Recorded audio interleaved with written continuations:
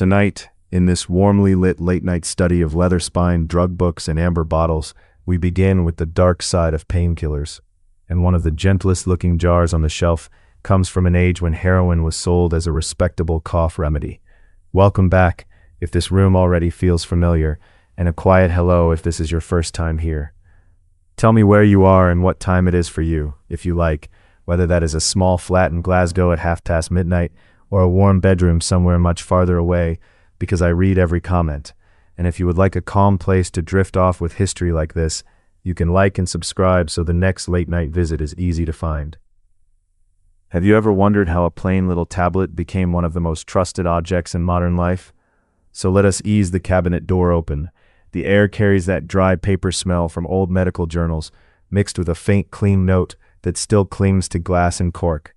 Across the worn oak desk, a careful hand is already sliding one bottle aside to reach the first shelf behind it. At first glance, the shelf looks harmless. It has the look of ordinary life about it. There are squat bottles with child-proof caps. There are blister packs with cheerful colors. There are labels printed in the calm voice of routine. They speak of headaches, sore backs, fevers, stiff knees, and the sort of afternoon annoyances that modern people expect to settle quietly by bedtime. Nothing here seems eager to become history. That is part of the charm and part of the trick. The most familiar painkillers often look like background objects. They sit among toothpaste and cotton buds. They wait beside tweezers and a forgotten thermometer. They become so common that almost no one asks what kind of power or risk sits behind such modest packaging. Yet a medicine cabinet is really a ranked little landscape. At the front are the tablets taken almost without a thought. They are the ones a person reaches for in the dark, or after reading the back of the packet for only half a minute. Behind them stand the slightly stronger things. Behind those wait the locked drawers of prescription medicine, odd labels, careful doses, and names that sound half like chemistry and half like apology. It is a small geography of trust. Tonight that shelf becomes a spectrum. On the nearest end sit aspirin, acetaminophen, and ibuprofen, looking useful and tidy. Farther back the names grow heavier. Codeine begins to clear its throat. Tramadol tries to seem modern. Morphine needs no introduction. Oxycodone arrives with a polished brochure. Fentanyl lingers at the deepest corner like a whisper from a laboratory that trusted itself rather too much. By morning, the word painkiller may feel less like a single idea. It may feel more like a crowded family. Some members are sensible and brisk. Some are mysterious. Some are effective in one narrow way and disappointing in another. Some soothe by calming swelling. Some change the way nerves speak. Some go straight to the brain's own locks and keys and make those locks feel unusually welcome. That is why the ranking matters. Strength is only part of the story. A very strong drug can be the wrong choice. A milder one can be perfect. One medicine may calm a pounding temple and do very little for a burning nerve. Another may quiet a nerve and be almost useless against swollen joints. It is a world where power, fit, and risk keep changing places, and before any bottle earns its place, pain itself has to be understood. Pain sounds simple until someone tries to explain it without waving a hand in the air. It is tempting to say that pain means damage and leave it there. But the body is never that tidy. Pain is a signal, a warning, a guess, a translation, and sometimes a slightly overexcited clerk stamping papers long after the office should have closed. The first part begins at the edges. All over the body sit tiny alarm points called nociceptors. The name sounds grander than their daily work. They are really watchful little endings in skin, joints, muscles, teeth, and deep tissues. They do not brood. They simply notice certain kinds of trouble and send word onward. They pay attention to sharp pressure, too much heat, irritating chemicals, and tissue stress. When cells are bothered, stretched, inflamed, or damaged, those endings wake up. They convert that trouble into an electrical message. Then the message races along nerves toward the spine. It is quick work. The body is very good at passing notes. It has had a long time to practice. The spine is not just a cable. It is more like a relay room. Messages arrive there and are sorted, adjusted, and sometimes amplified before moving upward. Some are softened, some are encouraged, some are held briefly against other information. The body loves a filter. It rarely delivers news without editorial comments. Then the brain joins the conversation. This is the part people often forget. Pain does not fully exist as an experience until the brain reads the incoming report and decides what it means. The signal may begin in a finger, a knee, or a tooth, but pain itself becomes the finished feeling only when the brain assembles it, colors it, and says, in effect, yes, this matters. That decision can be strangely flexible. A small cut can feel dramatic. A large bruise may go unnoticed until the next morning. A sore back can fade during an absorbed afternoon, then return during a quiet night with excellent timing. The body is not lying in these moments. It is interpreting. It is weighing danger, attention, memory, and context, with all the calm predictability of a cat deciding whether to sit in the expensive chair. So pain is protective, but it is not always precise. It was never designed as a neat chart for future textbooks. It was designed to get attention. It warns against heat, strain, swelling, and trouble. It nudges a person to rest, move differently, or seek help. It is useful, but it can be loud, vague, late, early, or deeply attached to the wrong schedule. That is where painkillers enter the room. They do not all stop pain in the same way. They do not all act at the same place. And this, more than almost anything else, explains why the cabinet contains so many names that look alike on the outside and behave very differently once swallowed.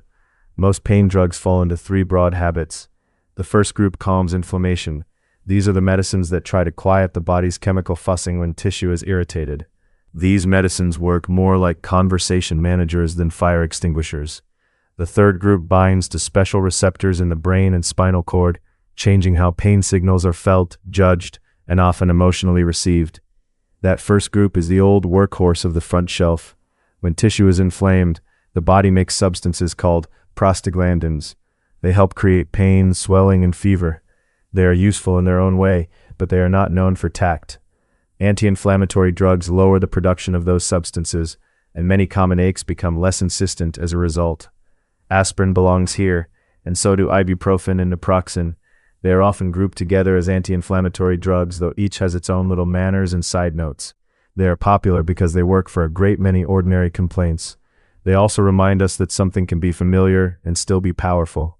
The front shelf is not a toy shelf. It only looks that way at 2 in the morning. Acetaminophen is the slightly mysterious cousin. It relieves pain and lowers fever, but it does not work as a strong anti-inflammatory in the same plain way. For many years, even experts argued over its exact tricks with a very scholarly kind of patience. It is one of the most used pain medicines on earth, and still it carries a soft haze of uncertainty, which is somehow both comforting and mildly unsettling. The second group works on nerves more directly.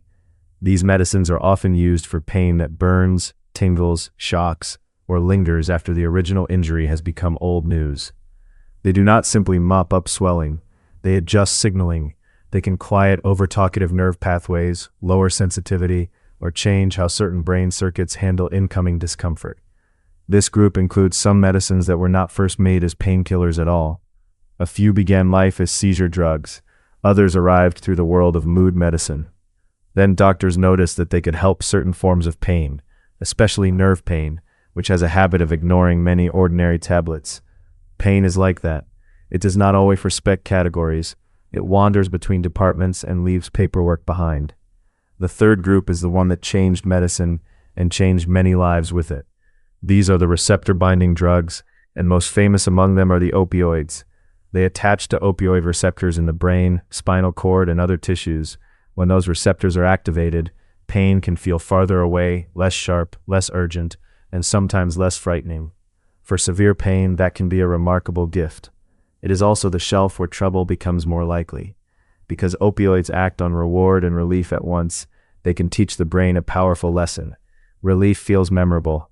Fast relief feels even more memorable. The brain is an eager student when comfort arrives suddenly. It likes patterns. It likes repetition. It likes now and then to mistake a useful medicine for a permanent answer. This is where tonight's phrase needs care. When people speak about addiction potential, they are not handing out moral grades. They are not deciding whether a drug is good or wicked in some storybook sense. They are measuring how likely it is that repeated use will pull the brain and body toward craving, compulsion, loss of control, and a desire to keep returning even when the original reason has changed. That is different from simple dependence. Dependence means the body has adjusted to a substance being present. If the drug is stopped suddenly, the body complains. Many medicines can do this, including some that no one talks about in dramatic tones. A body likes consistency. When chemistry becomes part of the daily furniture, sudden rearrangement can feel rude. Tolerance means the same dose has less effect over time, so more may be needed for the same relief. That can happen with many kinds of drugs as the body adapts. It is not the same thing as addiction, though the two can travel together. Medicine, like family genealogy, gets confusing when several branches keep borrowing one another's hats. Addiction potential gathers those risks into a calmer estimate. It asks a practical question. How likely is this medicine to create a pattern of wanting that grows past its original task? How likely is it to bring reward, habit, withdrawal, or escalating need into the same room? Some drugs do this very rarely. Some do it under narrow conditions. Some are so skilled at it that history has had to keep rewriting the label. That estimate depends on several things. It depends on the drug itself. It depends on dose, speed, duration, and how fast the effect arrives in the brain. It depends on the person, the context, and the reason for taking it. A medicine that is safe enough for short use after surgery may become a different companion during long months of daily use. Time changes character. So tonight's ranking is not a ladder of virtue. It is not a contest where the strongest tablet wins a brass medal. It is a map of increasing power and increasing complexity. It is also a map of risk, especially the risk that relief becomes sticky, persuasive, and oddly hard to set down. Some medicines barely whisper in that direction. Some practically write invitations in gold ink. You can almost feel the cabinet reorganizing itself under that idea. The cheerful front shelf no longer looks quite so simple. The deeper shelves begin to seem less like distant cousins and more like possible futures. Each bottle stands in relation to the others. Each has a place on the spectrum. Even the humblest tablet now carries a question behind it. What sort of pain was it made for, and what is the hidden cost of that help? At this point, every proper historical tour requires a guide of questionable confidence. He appears, as he always does, from a side door that may not have been there a moment ago. He wears a clean white coat from no single decade. His hair is impeccably arranged in the style of a man who has always been very pleased with recent progress. He carries a notebook full of formulas and no detectable uncertainty. This is the confident chemist. He is not one real person. He is a composite made from inventors, executives, lecturers, enthusiastic researchers, and anyone who ever held up a new pain drug as the tidy answer to an untidy problem. He smiles at the rows of bottles as if they are his favorite pupils. Then he lifts one finger, clears his throat, and says with serene certainty, "Ladies and gentlemen, the future of relief is now at hand, and I can assure you it is completely non-habit forming." He says this as if history has never embarrassed anyone. The study accepts him with polite silence. One amber bottle blows softly in the lamplight. A page of an old journal curls at the corner. Somewhere in the room, a clock performs its duties without enthusiasm. The confident chemist remains entirely unworried, which is one of his most reliable qualities. He will be useful to keep around. Whenever a new painkiller enters the story with spotless promises and a smooth public smile, he will drift back into view. He is not malicious. He is much more interesting than that. He is convinced. He genuinely believes that chemistry at last has found the one elegant answer that earlier generations somehow missed. Then history clears its throat and asks for another look. For now, he gestures toward the cabinet like a host unveiling a dessert trolley. The front shelf, he explains without being asked, contains the household names. These are the tablets that became ordinary enough to be bought with shampoo, batteries, and suspiciously expensive chewing gum. They have strong effects, but they also have boundaries. They can irritate the stomach, they can strain the liver, they can clash with other medicines. They are not innocent merely because they travel without an escort. That point matters more than it sounds. The dark side of painkillers is not only found in famous scandals and dramatic headlines, much of it lives in quiet misunderstanding. It lives in the assumption that common means harmless. It lives in the belief that familiar drugs are somehow too modest to deserve caution. It lives rather cozily in kitchen drawers and bathroom cabinets everywhere. Aspirin is a good example of this mild deception. It has an old-fashioned air now. It sounds sensible, almost stern, like a schoolmaster who still folds his newspaper carefully. Yet aspirin changed medicine. It came from older plant remedies, was refined into a modern drug, and became one of the standard answers to pain and fever. It also has real risks, which it does not advertise on the strength of its excellent manners. Acetaminophen performs a different kind of disguise. It is so often described as gentle that people can forget how narrow the line of safe use may become when doses pile up too casually. It does not upset the stomach in the same way as many anti-inflammatory drugs, which makes it seem polite. But the liver keeps its own notes, and the liver, though loyal, does not enjoy being surprised at midnight. Ibuprofen has the easy confidence of a medicine that knows it is useful. For swelling, aches, strains, and many common pains, it earns that reputation honestly. Yet it also carries trade-offs involving the stomach, kidneys, and circulation, especially when used heavily or for too long. The front shelf is full of such bargains. Relief comes first. The fine print waits patiently beneath the fold, like a theater understudy who knows the lead will eventually lose their voice. And already the rank spectrum begins to make sense. At the near end are drugs with lower addiction potential, though not always lower overall risk. This is an important distinction. A medicine can be poor at causing addiction and still be quite capable of causing harm through dose, organ stress, or interactions. Not every danger in the cabinet wears the same hat. Some arrive through habit, others arrive through arithmetic. Move one shelf inward, and the story thickens. Codeine enters first in many histories because it seems like a softer version of stronger opioids. It often arrives tucked inside combination tablets, looking almost modest. Yet the body turns some of it into morphine, and individual bodies vary more than labels would prefer. What feels light to one person can feel surprisingly heavy to another. The cabinet dislikes uniformity. Step farther back, and names like tramadol begin their careful introductions. They sometimes present themselves as modern solutions, partly opioid and partly something else, as if blended identity might soften concern. They can be effective. They can also surprise both doctor and patient with risks involving dependence, withdrawal, and other side effects that do not feel especially modern once they arrive. A rebranding exercise has never impressed the nervous system for long. Deeper still, the old giants wait. Morphine remains one of medicine's great tools, especially in severe pain. It is effective, direct, and backed by a long and complicated history. Oxycodone and its relatives bring their own era of confidence, marketing, and regretful footnotes. Far stronger by weight belongs to a later chapter where chemistry learns just how small a dose can cast a very large shadow. But strength alone does not determine a medicine's place tonight. A nerve pain drug may not feel stronger in the simple dramatic sense, yet it can be life-changing for the right problem. An opioid can be powerful and still fail to help certain chronic pains as well as people once hoped. An anti-inflammatory can seem basic and still outperform grander medicines when swollen tissue is the real culprit. The cabinet is less a staircase than a switchboard. Still, a ranking helps the sleepy mind travel. It gives the hand somewhere to rest as it moves from bottle to bottle. It lets the story begin with the familiar and drift slowly toward the strange. Tonight we start with the shelf that looks innocent, because innocence has always been good at winning shelf space. The back corner can wait a little while longer in its tidy, expensive shadows. The warm study encourages this sort of slowness. The oak desk is worn smooth where generations of elbows might have leaned over case notes. Leather-backed reference books hold their shape with old dignity.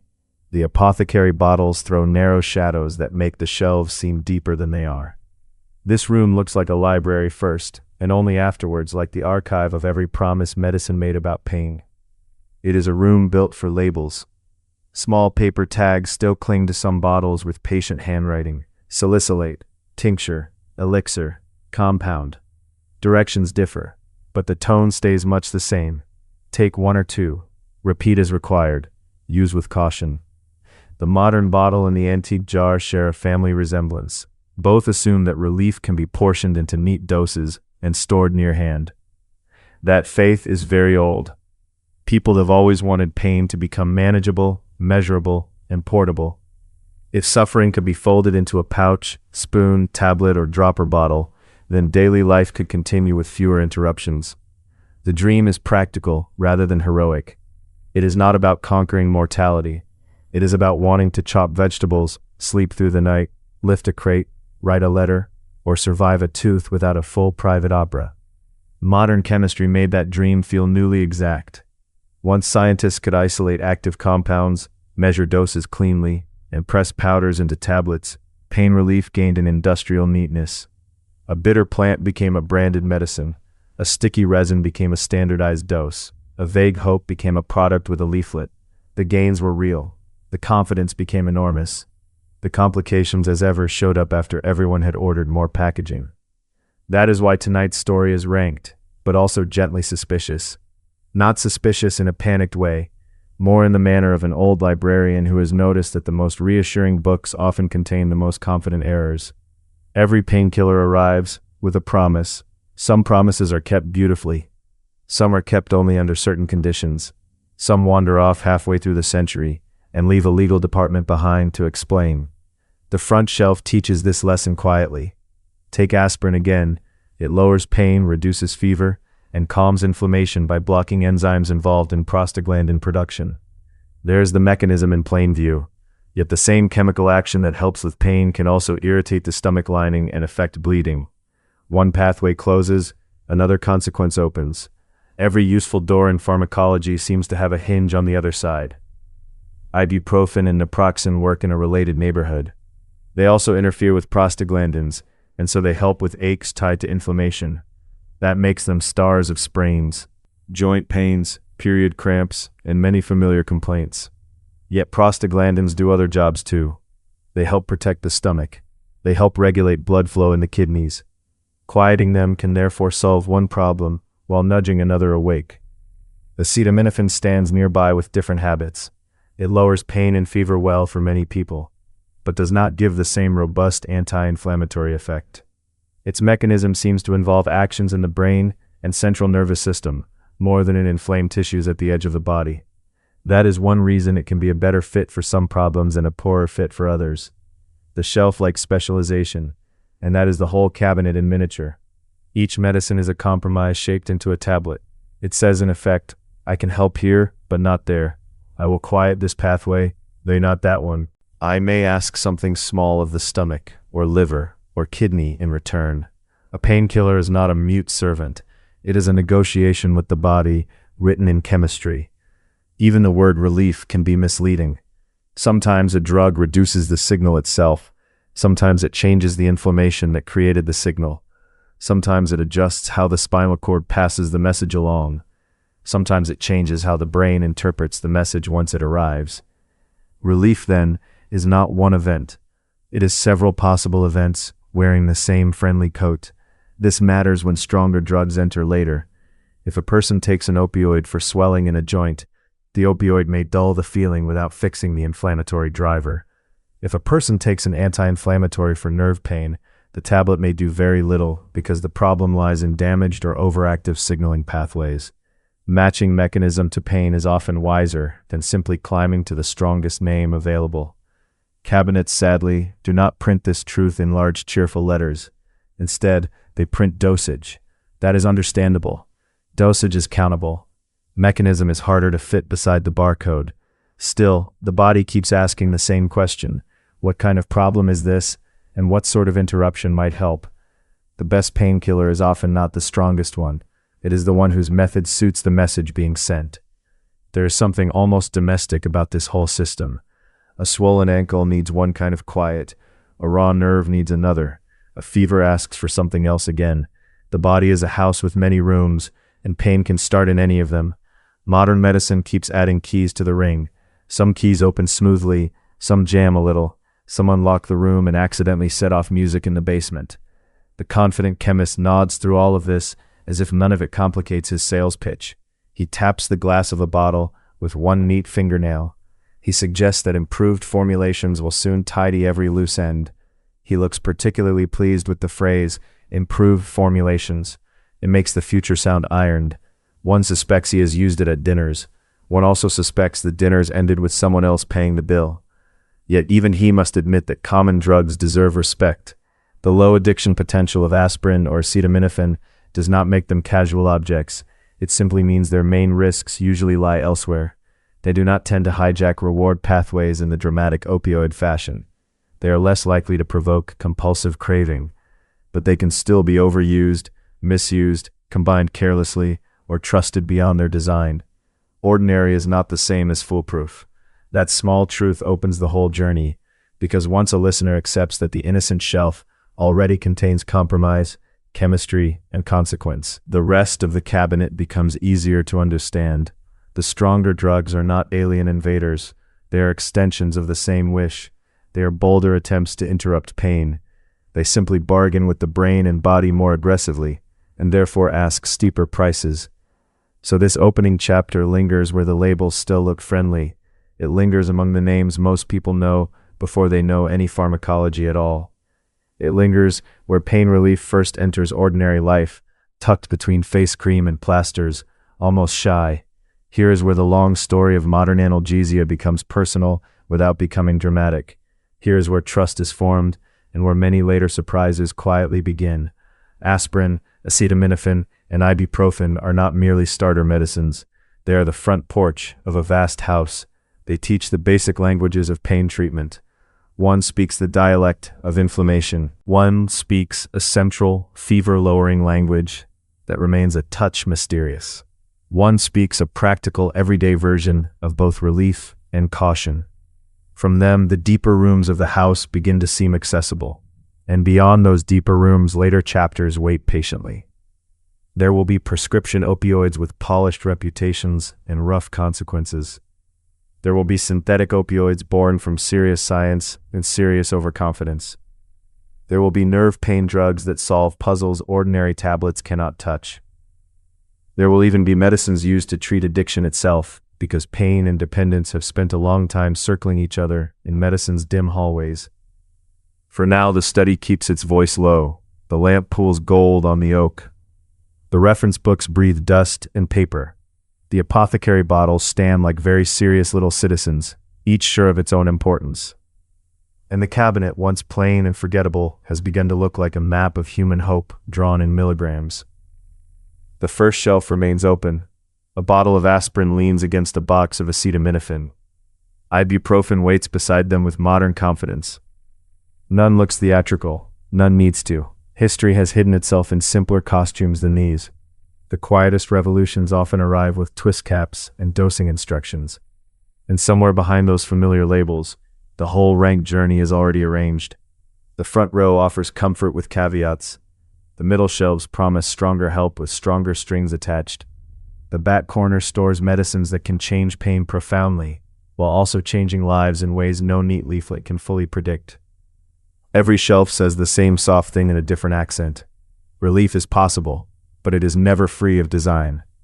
So the cabinet door stays open a little longer. The confident chemist folds his hands and smiles toward the darker shelves. He is clearly ready to unveil a century of solutions. The room, less hurried than he is, decides to begin where most people begin instead. It begins with the plain tablets that look so innocent, and with the curious fact that even they were always far more interesting than they first appeared. On the near edge of the desk, a white tablet waits beside the lamp, plain as a shirt button. It looks too ordinary for a grand history. It looks like something that belongs beside a water glass and a folded receipt. The amber light makes its edges soft. The apothecary bottles behind it throw long shadows across the oak. This is where the shelf begins to act innocent. Aspirin has that gift. It enters the room with no cape at all. For most people, it is simply a familiar tablet. It is chalky, pale, and a little dusty at the corners. Yet the story starts far from factories. It starts with bark, steam, and something bitter in a cup. Long before anyone said acetyl salicylic acid with a straight face, people noticed certain plants had a useful mood. Willow bark was one of them. Meadowsweet was another quiet helper in the hedge. A healer might shave strips from a branch with a small knife. The pieces would dry in a basket with twine and old leaves. Then they could be steeped in hot water. The brew was sharp and unpleasant in the mouth. You can almost smell the wet wood. It has that green, damp scent of a rain barrel and a broom handle. The taste was not the point. Relief rarely arrived wearing silk. Inside willow and its cousins were salicylates. Those were the useful bits, though nobody used that tidy word at first. What mattered was the pattern. Fevers eased sometimes, and aches softened around the edges. The old world was full of such noticing. A bark, a root, a seed, and then a memory about what happened last winter. Much later, chemists began to lift these plant hints into cleaner forms. That is when the cozy hedge became a glass bottle. Salicin was pulled apart and studied. Salicylic acid emerged as a stronger and clearer answer. It worked. It also had the social grace of a vinegar soaked nail. Salicylic acid could be very hard on the stomach. It could leave the mouth sour and the gut unhappy. So the useful old remedy had a problem. It helped, but it also complained loudly on the way through. That was the state of things when late 19th century chemistry stepped in, with a pressed collar and excellent penmanship. In 1897, at Bayer, Felix Hoffmann is usually given the neat line in the story. He made acetylsalicylic acid in a practical form. The tale is sometimes told with a father in pain in the background. History likes a human reason beside a glass flask. Whether every detail stands perfectly straight or not, the lab result did. The new form was easier on the stomach than salicylic acid. That mattered more than the romance. It meant people could actually keep taking it. The name soon arrived. Aspirin moved from chemical bench to product with remarkable speed.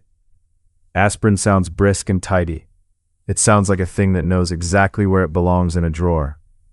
Bayer knew how to sell tidiness. It wrapped chemistry in confidence and sent it politely into the world. Powder went into packets. Tablets went into bottles. Labels carried a clean promise of modern help. Aspirin became one of those items that seemed to belong everywhere. It sat in kitchen tins and bedside tables and coat pockets. It spread with the calm assurance of a modern household brand that would gladly put its logo on a tea towel. Soon the pill was not just a medicine, it was a habit of thought. A headache came, a hand reached without much debate. That is part of the dark charm of ordinary painkillers. They become furniture in the mind before anyone notices. On the desk, the tablet still looks modest. Its whole empire fits inside something smaller than a thumbnail. Aspirin also teaches a simple lesson about how many painkillers really work. They do not merely whisper to the brain after the ache arrives. They often meddle earlier. They interrupt the body while it is preparing the ache. If you rest a hand on the armchair, the fabric under your fingers is worn and naps smooth. Imagine a splinter instead. The body does not greet a splinter with silence. It begins sending out little chemical notes almost at once. Among those notes are prostaglandins. They help make injured places tender, warm, and fussy. They are not villains. They are more like over-helpful clerks with a very large stack of forms. They widen blood vessels. They encourage swelling. They make nearby nerves easier to bother.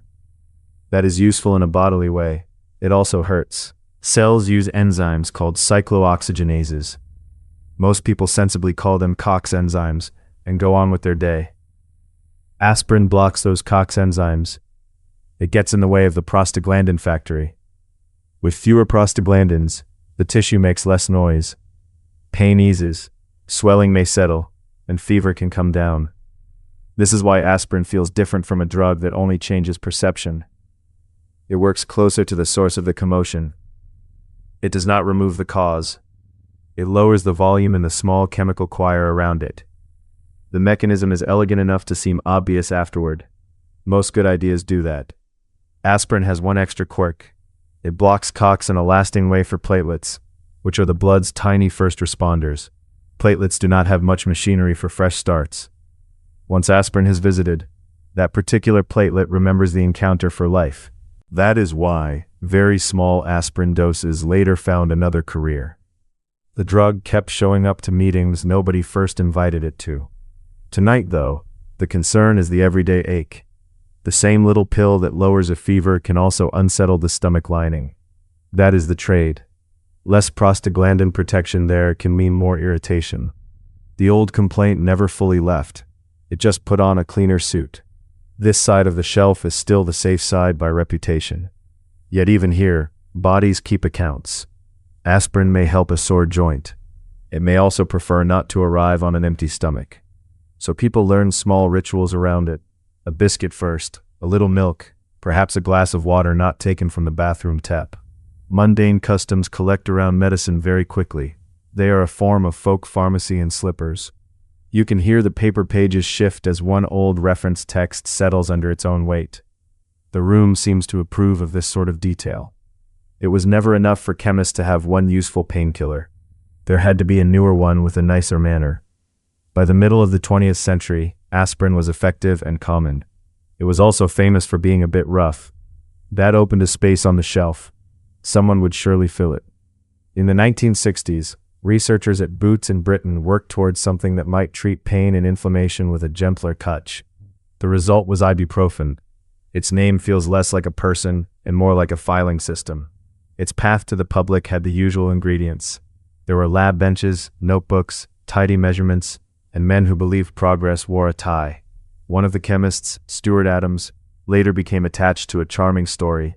He supposedly tried the drug before an important event when his head objected to the schedule. That is exactly the sort of detail history keeps, because it sounds civilized. A headache before a formal occasion is suffering at its most punctual. Ibuprofen entered the world as a modern alternative. It was meant to do familiar work with fewer stomach complaints than aspirin. In many people it did. That helped it become the dependable middle child of the medicine cabinet. The tablets often came smooth and candy-colored. Their packaging looked clean enough to suggest they might also organize your stationery. Under the pleasant packaging, ibuprofen was not doing anything magical. It was working the same neighborhood as aspirin. It blocks COX enzymes too. That means it also lowers prostaglandins and turns down inflammation at the source. When a joint is swollen or gums throb after dental work, that matters. The drug is not only muting the message in the brain, it is reducing some of the chemical fuss where the trouble began. The body gets fewer reminders to keep wincing. That makes ibuprofen especially good for canes with swelling in them. Menstrual cramps and angry little tissue disputes often answer well. The familiar household advice followed. Take it with food if the stomach is touchy, and do not treat the bottle like peppermints. Those details rarely make the advertisement. They live in the small print and in family habits. This is the quiet dark side again. The common pill becomes so normal that warnings start to feel decorative. NSAIDs is the group name here. It stands for non-steroidal anti-inflammatory drugs, which is a term only a chemist could call friendly. Aspirin belongs to this family. Ibuprofen belongs too, though it behaves with a somewhat softer bedside manner for many users. The family resemblance is strong. They all interrupt prostaglandin making, and therefore push on pain, fever, and inflammation together. That is why they can seem almost practical to a fault. They go straight to the irritated tissue and ask it to calm down. Yet bodies use prostaglandins for ordinary housekeeping as well. The stomach lining, the kidneys, and blood flow all notice when those signals drop. So even these mild citizens come with weather. Too much, too often, and the forecast can turn less pleasant. The late-night study grows quieter here. The lamp hums softly, and the glass bottles hold their breath. If aspirin is the old uncle, and ibuprofen the brisk office worker, naproxen is the sibling who stays for an extra cup of tea. Naproxen arrived later, in the same general family, with the same basic method. It also blocks COX and lowers prostaglandins. The main difference is less theatrical than people expect. Naproxen simply stays around longer. Its half-life is longer. That means the body clears it more slowly than ibuprofen. In practice, that often means fewer doses across the day. A morning tablet may still be pulling its weight by supper. This makes naproxen feel dependable. It can seem like the sensible choice for aches that prefer to linger. A longer action has a domestic quality. It is the painkiller equivalent of a kettle that stays warm on the hob. The trade, as always, is that longer presence means longer exposure too. The same stomach and kidney cautions do not wander off.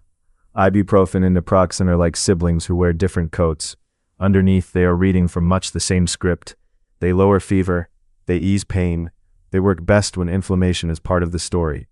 This is why they often help a swollen ankle, more than a mysterious, floaty sense of unwellness. Their target is fairly concrete. A throbbing joint, a tender gum, a cramping muscle, and a hot temple all share that prostaglandin fuss. The drugs know the route. On pharmacy shelves, they sit with an air of perfect reliability. One bottle is blue, another orange, another a very stern white. The labels promise hours and strengths and easy arithmetic. Morning, afternoon, bedtime, and the soft click of a childproof cap. There is comfort in that orderliness. There is also the risk of trusting order too much. Because the pills are sold beside shampoo and tissues, the mind files them under harmless. A bottle near toothpaste can borrow toothpaste's innocence. This is where the shelf performs its best trick. It makes chemistry look as casual as mints. And then among these cox-blocking family members, there sits a tablet that does not entirely belong. It often shares the same drawer. It can come in the same cheerful blister pack and the same small bottle with the too loud safety lid. Yet acetaminophen is not an NSAID. In much of the world, it answers to paracetamol, which gives one simple pill two passports. The transatlantic naming quarrel is one of medicine's gentler absurdities. The molecule remains perfectly unmoved by what the box calls it. If you lean closer to the desk, the papery smell of old journals grows a little sweeter. Somewhere under it is that faint antiseptic note again. This is a good moment for the confident chemist to glide back into view. He appears to have found a particularly flattering angle near the lamp. He presents acetaminophen as though unveiling a finely improved umbrella. His voice is serene enough to polish the glassware. He calls it his finest achievement. Then with his usual calm, he adds that it is completely non-habit forming. This is technically true. It is also, as ever, not the whole conversation. Acetaminophen came from an odd family tree. Its older chemical relatives included acetanilide and phenacetin, both once used for pain and fever. Those drugs wandered into medicine from the broad, busy world of 19th century chemical tinkering. That world loved dyes, coal tar, and surprising side careers. Acetanilide helped, but it carried blood risks. Phenacetin stayed longer on the shelf, then gathered kidney worries around itself. Over time, researchers understood that acetaminophen was the metabolite, doing much of the useful work. The quieter relative inherited the job. So the modern pill arrived by way of less suitable ancestors. That is a common pattern in drug history, though it seldom makes the label. Acetaminophen became treasured for what it did not do. It did not annoy many stomachs the way aspirin could. It did not thin platelets in the same lasting way. It also did not count on strong anti-inflammatory power. That last point matters. Acetaminophen is excellent for many headaches and fevers, but not especially impressive against swelling itself. If a knee is puffy and warm, ibuprofen or naproxen often makes more sense. If a feverish child needs relief, acetaminophen looks appealing. The little bottle found a special sort of trust. It became the polite painkiller, the one that seemed unlikely to start an argument. Children's syrup carried it in sticky pink spoonfuls. Cold remedies tucked it into nighttime powders and lemon-flavored sachets. Adults swallowed it in caplets after long days. Parents kept it near thermometers and measuring spoons with faded markings. The measuring spoon is worth noticing. In the history of medicine, entire dramas hide inside those tiny numbers by the handle. What acetaminophen actually does inside the body is still oddly unsettled. That is unusual for a drug so familiar. Aspirin and ibuprofen explain themselves rather neatly. Acetaminophen remains more private. It clearly lowers pain and fever. It clearly does so without much peripheral anti-inflammatory action. Beyond that, pharmacologists still debate the exact route. The arguments are technical, polite, and surprisingly lively for people surrounded by graphs. It seems to work mostly in the brain and spinal cord. That much is the broad outline most people can live with.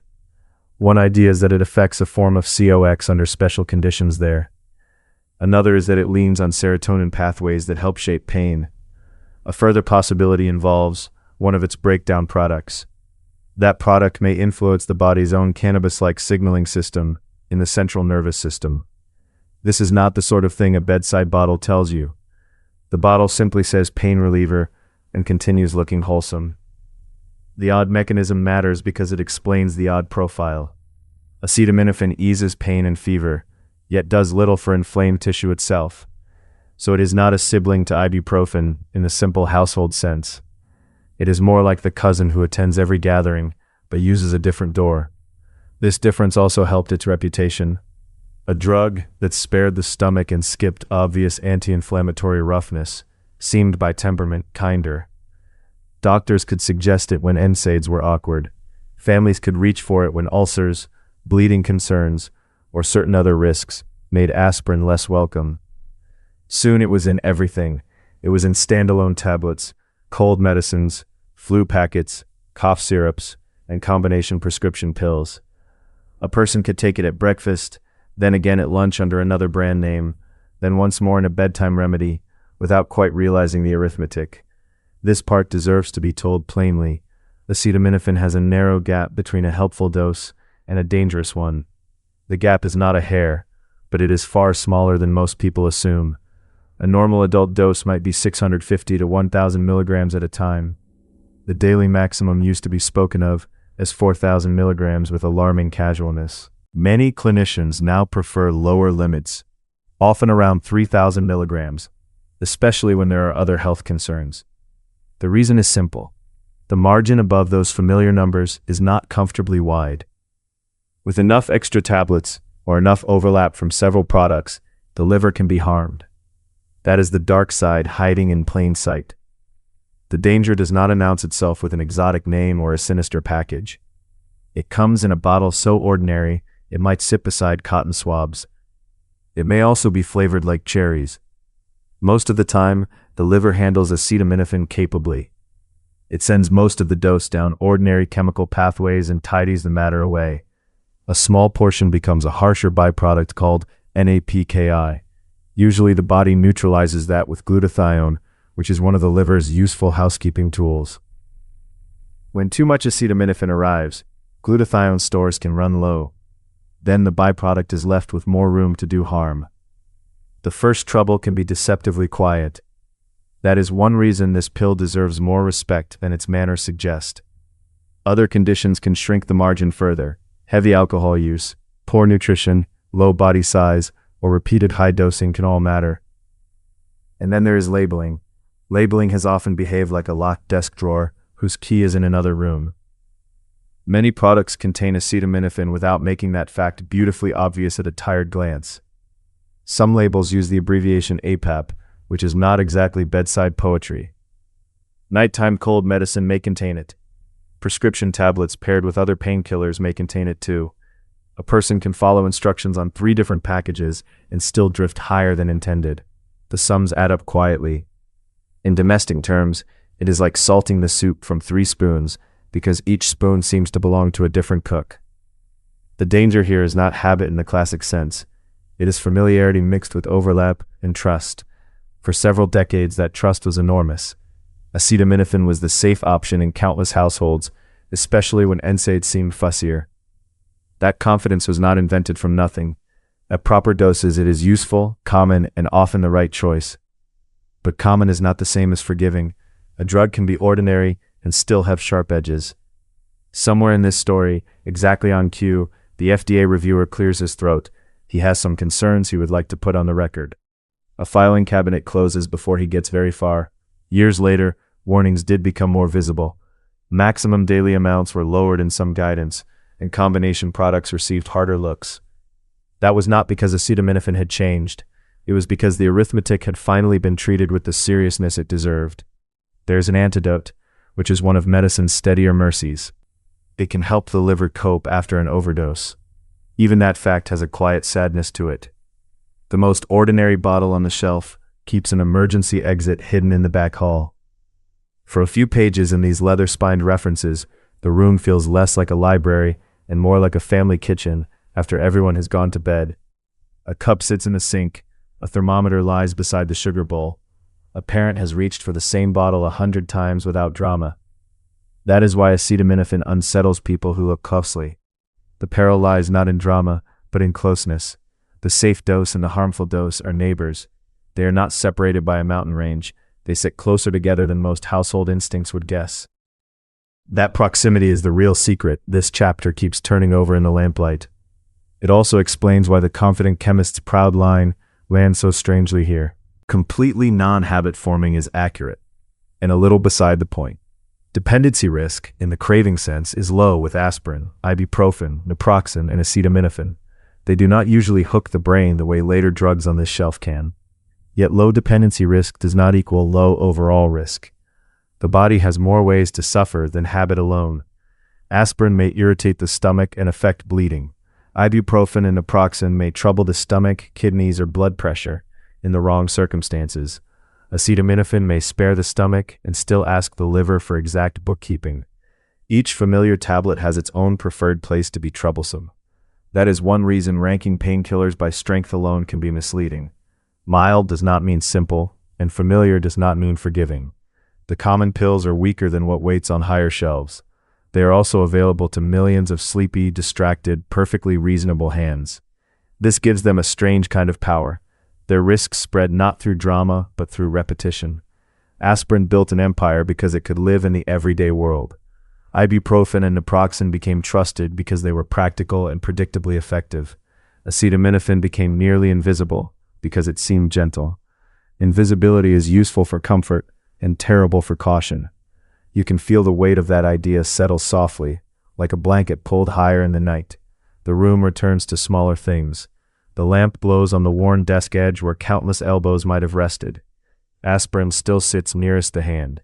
It looks like the beginning because in a way, it is. From willow bark tea to a trademark tablet, it taught modern medicine how to bottle relief and mass-produce trust. That was an immense lesson. Ibuprofen and naproxen refined that lesson. They said pain linked to inflammation could be approached with cleaner precision and better scheduling. Then acetaminophen stepped in and complicated the family portrait. It offered comfort through a route nobody can fully draw with confidence even now. That mystery would be charming if the dose margin were generous. It would be almost poetic if the labels were always clear. Instead, the mystery sits beside arithmetic. That makes it less romantic and more important. The dark side of these first painkillers is therefore not hidden in a locked cabinet. It is hidden in plain sight among ordinary routines. It lives in the half-read box, the repeated dose, the overlapping cold remedy, and the assumption that familiar means safe enough to stop thinking. These tablets are low on the ladder of euphoria. They are high on the ladder of cultural trust, and that may be the more powerful position. No one builds a shrine to ibuprofen. People simply keep buying another bottle. No one tells grand stories about acetaminophen at dinner. They just leave it in the cupboard beside the tea. The body, however, notices every molecule with perfect seriousness. It does not care whether the box design feels friendly. So the tour at this end of the shelf begins with a useful correction. Painkillers do not need to be thrilling to be consequential. Some of the strangest medicines are the ones that arrive without any sense of occasion. They are the ones already in the house. The late hour helps this point along. In daylight, the blister packs would look merely practical. In lamplight, their neat rows seem almost ceremonial. Little moons of modern faith wait under foil. Aspirin carries the old bitterness of willow bark under its polished name. Ibuprofen and naproxen carry elegant enzyme logic and the same family cautions. Acetaminophen carries a puzzle in its mechanism and a ledger in its dosing. It is the quietest pill here, and perhaps the least chatty about its terms. That is enough for one end of the shelf tonight. The ordinary tablets have already proven less ordinary than their labels suggest. The armchair holds steady. The room smells of paper, oak, and a century of reassuring mistakes. Somewhere, just out of the light, the confident chemist seems ready to speak again. For the moment, even he lets the silence do the work. On the desk, a brown cough bottle glows like old honey in the lamplight. Its glass is thick at the base. Its paper label has lifted at one corner. When the bottle tilts, the syrup moves slowly with the grave patience of something very sweet. You can almost smell the old pharmacy sweetness through the dust and paper. Cherry tries its best, sugar does most of the work. Somewhere under both sits that faint medicinal note, as if a flower once met a filing system. For a very long time this seemed ordinary. Codeine entered daily life in this mild way. It did not arrive wearing boots and making speeches. It arrived tucked into cough mixtures, patent medicines, little tablets, and bottles that asked only for a spoon. It was a natural thing, at least in the old chemist's sense of the word. It came from opium, which had already spent centuries drifting through medicine cabinets and trade routes. Codeine itself was one of the alkaloids found there, quieter than morphine, and easier to describe as manageable. That mattered more than the chemistry, for most people. A person with a winter cough did not want a lecture on alkaloids. They wanted sleep. They wanted the scrape in the chest to soften by bedtime. They wanted a bottle small enough to fit beside the lamp, and a spoon that could be rinsed in the sink. So codeine became familiar through routine. It sat on shelves with liniments and pastilles. It traveled in dark glass with ribbed caps and sticky necks. It appeared in printed ads beside neat families who looked as if they had never coughed in an undignified way. The century was very good at making potent things look domestic. In one decade, a cough syrup came with a cork. In the next it had a screw top. In many places it could be bought over the counter for years and years, as calmly as lozenges or vapor rub. The old bottles had a certain house style. There was often a measuring line on a cloudy spoon. There might be a mention of children on the label. There was usually a promise of rest, which medicine has always known as half the sale. And somewhere not far off, the confident chemist adjusted his cuffs. He held up a neat bottle as if presenting a dessert. He praised its balance. He admired its smoothness. Then he finished as ever by saying, "And I can assure you, it is completely non-habit forming." He was never troubled by the future. Codeine had reasons for seeming gentle. It was weaker by weight. Compared with the grand old alarm bells of opium, it looked tidy, measured, and modern. A small dose in syrup felt less like a serious medicine than an evening arrangement. It also helped that cough medicines are social camouflage. A bottle of cough syrup never looks dramatic on a bedside table. It looks practical. It sits beside tissues and a glass of water and a folded handkerchief. It belongs to that whole household world of minor repairs. This is how many steps upward begin, not with a trumpet, with a teaspoon. Codeine was first isolated in the early 19th century, when chemists were learning to separate plant mixtures into named parts. Once named, a substance could be bottled, weighed, prescribed, advertised, and trusted with much greater confidence. The label itself did some of the soothing. A white powder in a paper packet can look very respectable. A syrup, of course, can look almost kind. The old formulas varied more than the modern shelf tends to admit. Some were syrupy with sugar. Some leaned on alcohol. Some included antihistamines, expectorants, or little companion drugs that did their own quiet work in the dark. Many people took them exactly as directed. Many people did not read the direction line until the second spoon. For a long while, codeine's place in cough medicine rested on two soft claims. It could dull pain a little. It could quiet cough a little. Mildness became part of its identity, which is one reason it stayed comfortable in the public mind for so long. Mildness is a very powerful word. It suggests the tea is weak enough for late evening. It suggests the weather will only just require a coat. It suggests a medicine has no secret rooms. Codeine did have a secret room. The bottle gave a hint of it, long before the textbooks settled down and admitted it plainly. People noticed that codeine did not behave the same way in everybody. One person said it barely helped. Another felt deeply sleepy. A third seemed to respond exactly as the leaflet had hoped. The same spoon could lead to quite different evenings. The reason sat not in the bottle, but in the liver. At first that sounds almost unfair. A person buys one medicine and receives another through internal office work. Yet that is close to what happens. Codeine is, in part, a sort of starter form. The body changes some of it into morphine. That change is done by an enzyme called CYP2D6. The name looks as if it should live on a gray metal shelf, which it does. It also lives in people, quietly, as enzymes do. It helps process many drugs, and with codeine it performs the key trick that makes the whole story less innocent. Without that liver step, codeine is much less useful. With that liver step, some of it becomes morphine. So the mild cough syrup in the pleasant bottle turns out to be in part a morphine delivery system with excellent table manners.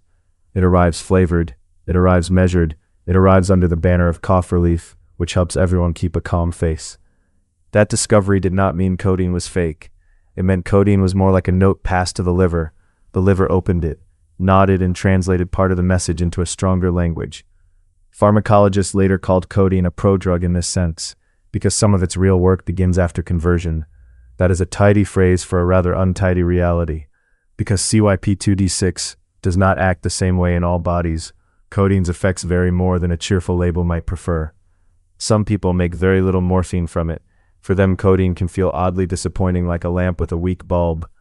Other people convert it much faster or more fully. The same dose can feel much stronger. This is one of those medical facts that deserves a quiet pause. A medicine sold as mild becomes less uniformly mild when the body itself edits the strength. One person's sleepy spoon is another person's barely noticeable one. The difference may begin in genes, but it ends at the bedside, which is where such differences matter. Doctors and pharmacists eventually learned to treat this with greater caution.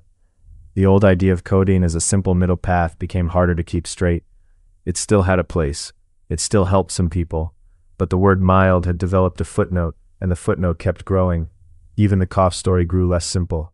Codeine can suppress coughing by acting in the brain where cough signals are managed. That made it useful in a very literal way. Yet, its pain relief, for many people, depended heavily on the morphine made later by the liver. The bottle had been wearing two hats at once. A cough bottle does love a crowded job description. Soothe the throat, quiet the cough, help rest. Please do not inspect the back room too closely. In some countries, codeine stayed easy to buy far longer than others. Small doses lingered in family medicine cupboards. People knew the bottle by its taste before they knew anything about opioid receptors, liver enzymes, or metabolism. That is often how drugs win trust. Not by a dramatic result, by repetition. The bottle is there in winter. It is there after the train ride home. It is there when the cold wind keeps finding gaps in the window frame. It is there with the tissues, the lemon slices, and the slightly chipped mug. This chapter in the story of pain relief is full of those home details. A medicine becomes ordinary through furniture and habit. It also becomes ordinary through language. Codeine was often described as a weak opioid, a mild narcotic, or simply something in the cough syrup. Each phrase guided attention away from the same plain truth. It belonged to the opium family, and it carried the family traits with it. Some of those traits are useful, some of them cling. People taking codeine for a short time often met the ordinary side effects first. There could be drowsiness, there could be constipation, there could be a dry mouth that sent a person back to the water glass again and again. These are not dramatic effects, they are domestic effects. They change how long one lingers in a chair. They alter how many prunes suddenly seem like a sensible purchase. They make the body feel a touch slower around the edges, as if even the evening has put on heavier slippers. Still, the bigger secret was not in the side effects, it was in the latter. A bottle used for cough could also teach the body, the mind, and the doctor a certain pattern. Relief is taken from a small measured dose. Relief fades, symptoms return. The next question arrives, in a perfectly polite voice. That voice appears now, right on cue. The patient stands in the doorway with an empty cough syrup bottle and a moderate headache. There is nothing wild about this entrance. The bottle is rinsed but not quite clean, and the cap is turning in anxious fingers. The request is almost apologetic. Do you have anything that is just a little bit stronger? There it is. Not a demand for oblivion, not a declaration, just a very human wish for a notch more help than the last bottle managed. The room knows this question well. Medicine has heard it in every century and under every lamp. It is the question that nudges the hand one shelf upward. It is the question that makes inventors clear their throats and companies print fresh brochures. It simply answered it in a form that looked manageable. And because it looked manageable, it became one of the first steps many people could imagine taking without feeling they had entered a new category. A cough mixture sounds temporary. A stronger pain drug sounds like a change in identity. Codeine often sat between those feelings. That in-between place is powerful. It is also where confusion likes to rent a room. For some doctors, codeine remained a useful mild opioid for moderate pain and cough. For some patients, it seemed too weak to matter. For others, it behaved more strongly than expected because their livers were doing the sort of extra work no label could fully predict. The latter was already hidden in the arithmetic. Now the story slides a little later in time. The bottles get sharper fonts. The paper looks cleaner. The language grows more confident in that modern way, which suggests both science and upholstery. Somewhere a sales rep carries samples in a case that clicks shut with real conviction. Into this scene comes tramadol. It did not arrive from the poppy field. That fact mattered very much to its image. It was synthetic, made in the lab, and therefore easier to describe as a fresh chapter rather than a cousin of older opiates with a difficult family reputation. Fresh chapters sell well, so does the word different. Tramadol was developed in the 1960s and introduced in some places in the 1970s. By the time it spread more widely, it came with a polished story. Here, said the polished story, was pain relief that was not really like the old opioids. The phrase "not really" did a heroic amount of work. It was the medical version of saying a push scooter is not really a vehicle. The claim can sound technically tidy, while a person is plainly rolling downhill.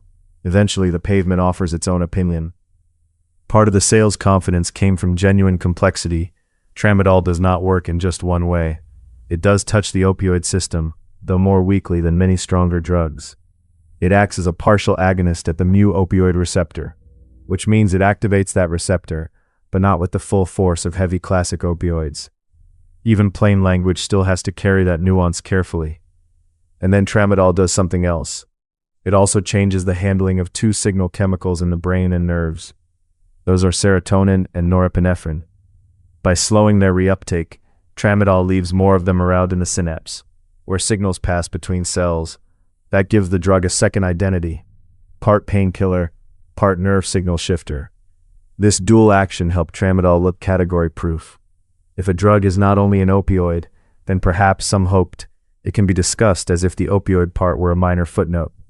The brochure smiles. The mechanism grows a few extra curtains, but biology does not read brochures, nor does the liver. Like codeine, tramadol also has a metabolite that matters. The liver converts some of it into a stronger active form, often called M1, which binds the mu receptor more effectively than tramadol itself. So once again, part of the drug's real character appears after internal editing. The liver was becoming the night's busiest clerk. One bottle under cough, file another under modern pain relief, add a stamp here, forward a stronger version there, try not to spill anything on the forms. If codeine was partly a mild morphine delivery system in a sweet bottle, tramadol was a more elaborate machine with two levers hidden under the case. One lever tugged the opioid receptor, the other altered serotonin and norepinephrine signaling. Both mattered, and neither asked permission from advertising. This made tramadol genuinely useful for some pain conditions. It could help with certain kinds of moderate pain. It also attracted interest where nerve pain was involved, because those serotonin and norepinephrine effects hinted at a broader reach than plain old receptor binding alone. And that broader reach helped the pitch. A company could say with a straight face and a chart that tramadol was not simply another opioid. That was not entirely false. It was simply arranged in the tidiest possible order. When tidiness meets commerce, the corners grow very smooth. Some of the early enthusiasm rested on lower obvious abuse rates. There's stronger opioids. That part also mattered. A drug can look safe by comparison if the comparison is doing most of the labor. A candle is less alarming than a bonfire. It can still burn the curtains if left beside them long enough. The FDA reviewer appeared, as he tends to, with a paper already in hand. I have some concerns I would like to put on the record. A filing cabinet closed with soft finality, and the room carried on. For a while, tramadol kept its special status in some places. In the United States, for example, it was not scheduled under federal controlled substance rules when first approved in the 1990s. That absence of scheduling became part of its clean, modern posture. Doctors noticed the difference. Patients noticed the difference. A prescription framed as less risky has a different feel in the hand. It can seem less loaded with meaning. It can seem like a reasonable next step rather than a threshold crossing. Those impressions are not chemistry, but they shape the use of chemistry, and use is where these stories harden. Tramadol's opioid action, though weaker than stronger drugs, was still opioid action. Its other mechanism did not erase that. Instead, it added its own unusual set of cautions. Too much serotonin activity, especially with certain other medicines, could bring separate trouble. So the not really opioid story aged poorly. Not at once. These things rarely collapse on the first day. They soften around the edges. They gain warnings. They gather case reports. They collect the sort of professional throat clearing that means a category line is being redrawn, while everyone pretends the original chalk was perfectly reasonable. Eventually, many places treated tramadol more clearly as what it had always partly been. An opioid with extra features is still an opioid. Those extra features deserve respect too. Tramadol could produce dizziness. It could bring nausea. It could lower the seizure threshold in some people, which is one of those calm clinical phrases that conceals a very real need for care. Mixing it thoughtlessly with certain antidepressants or other drugs could complicate matters further. The medicine cabinet was becoming less innocent again. This part deserves to be told plainly. When people talk about drugs like codeine or tramadol, two ideas are often blurred together until they look like one. Those ideas are physical dependence and addiction. They are related, but they are not the same thing. Physical dependence means the body has adapted to the drug. If the drug is stopped suddenly after regular use, the body notices the absence and protests. That protest can be mild or severe, depending on the drug, the dose, and the time involved. It is a biological adjustment, not a moral verdict. The body does this with many medicines. A person can become physically dependent on drugs taken exactly as prescribed. Opioids can do it. So can some sleep drugs. Even medicines outside this whole pain story can produce withdrawal if stopped too fast. Dependence is about adaptation. When a drug keeps changing the same signals day after day, the body begins to compensate. Receptors shift. Pathways adjust. What felt new on the first day becomes the new normal by the 40th. Then if the drug suddenly vanishes, the system wobbles. That wobble is withdrawal. With opioids, withdrawal often includes anxiety, restlessness, sweating, yawning, muscle aches, stomach upset, and a miserable inability to get comfortable in one's own skin. It is usually not the same thing as the dangerous withdrawal seen with a few other drug classes, but it can be deeply distressing. It is like trying to sleep in a bed where every chic corner has come loose. Nothing looks broken from across the room. Up close, everything is wrong. Addiction is different. Addiction involves compulsive use despite harm. It involves craving, loss of control, and continued use, even when the drug is damaging health, work, relationships, safety, or peace of mind. The drug stops being only a treatment and becomes the center of the room. A person can be physically dependent without being addicted. That is an important distinction. A patient taking long-term opioid treatment after surgery complications or chronic illness may develop dependence and need a careful taper later. That fact alone does not mean addiction. It means the body learned the drug and does not appreciate sudden surprises. On the other hand, addiction includes behavior as well as biology. The person begins taking more than intended. The drug is sought for reasons beyond the prescribed symptom. Time, money, attention, and planning begin to orbit around getting it, keeping it, or recovering from it. These are not always loud changes. Sometimes they are very quiet. A bottle empties early, a dose creeps upward, a refill becomes the most important item in the week. The shift can look less like a storm than like a chair inching toward the fire over many evenings. Tolerance belongs in this picture too. It means the same dose gives less effect over time. Tolerance can happen with pain relief, with side effects, or with both in uneven ways. A person may stop feeling sleepy from a drug, yet still remain at risk in other areas. The body is rarely so tidy as a chart wants it to be. Codeine and tramadol both sit inside this complicated middle ground. Neither is the top of the ladder. Neither is harmless tea. Both can produce physical dependence with regular use. Both can be involved in addiction. Both have spent time being discussed in tones that made them sound more separate from the problem than they truly were. And yet, neither story needs shouting. The calm truth is enough. Most people who take a short course of codeine after dental work or a brief tramadol prescription for injury will not instantly tumble into ruin. Medicine is not a trapdoor with a spring, but repeated exposure, longer use, higher doses, genetic differences, personal history, and plain human vulnerability all matter. Risk lives in patterns. It does not always live in the first pill.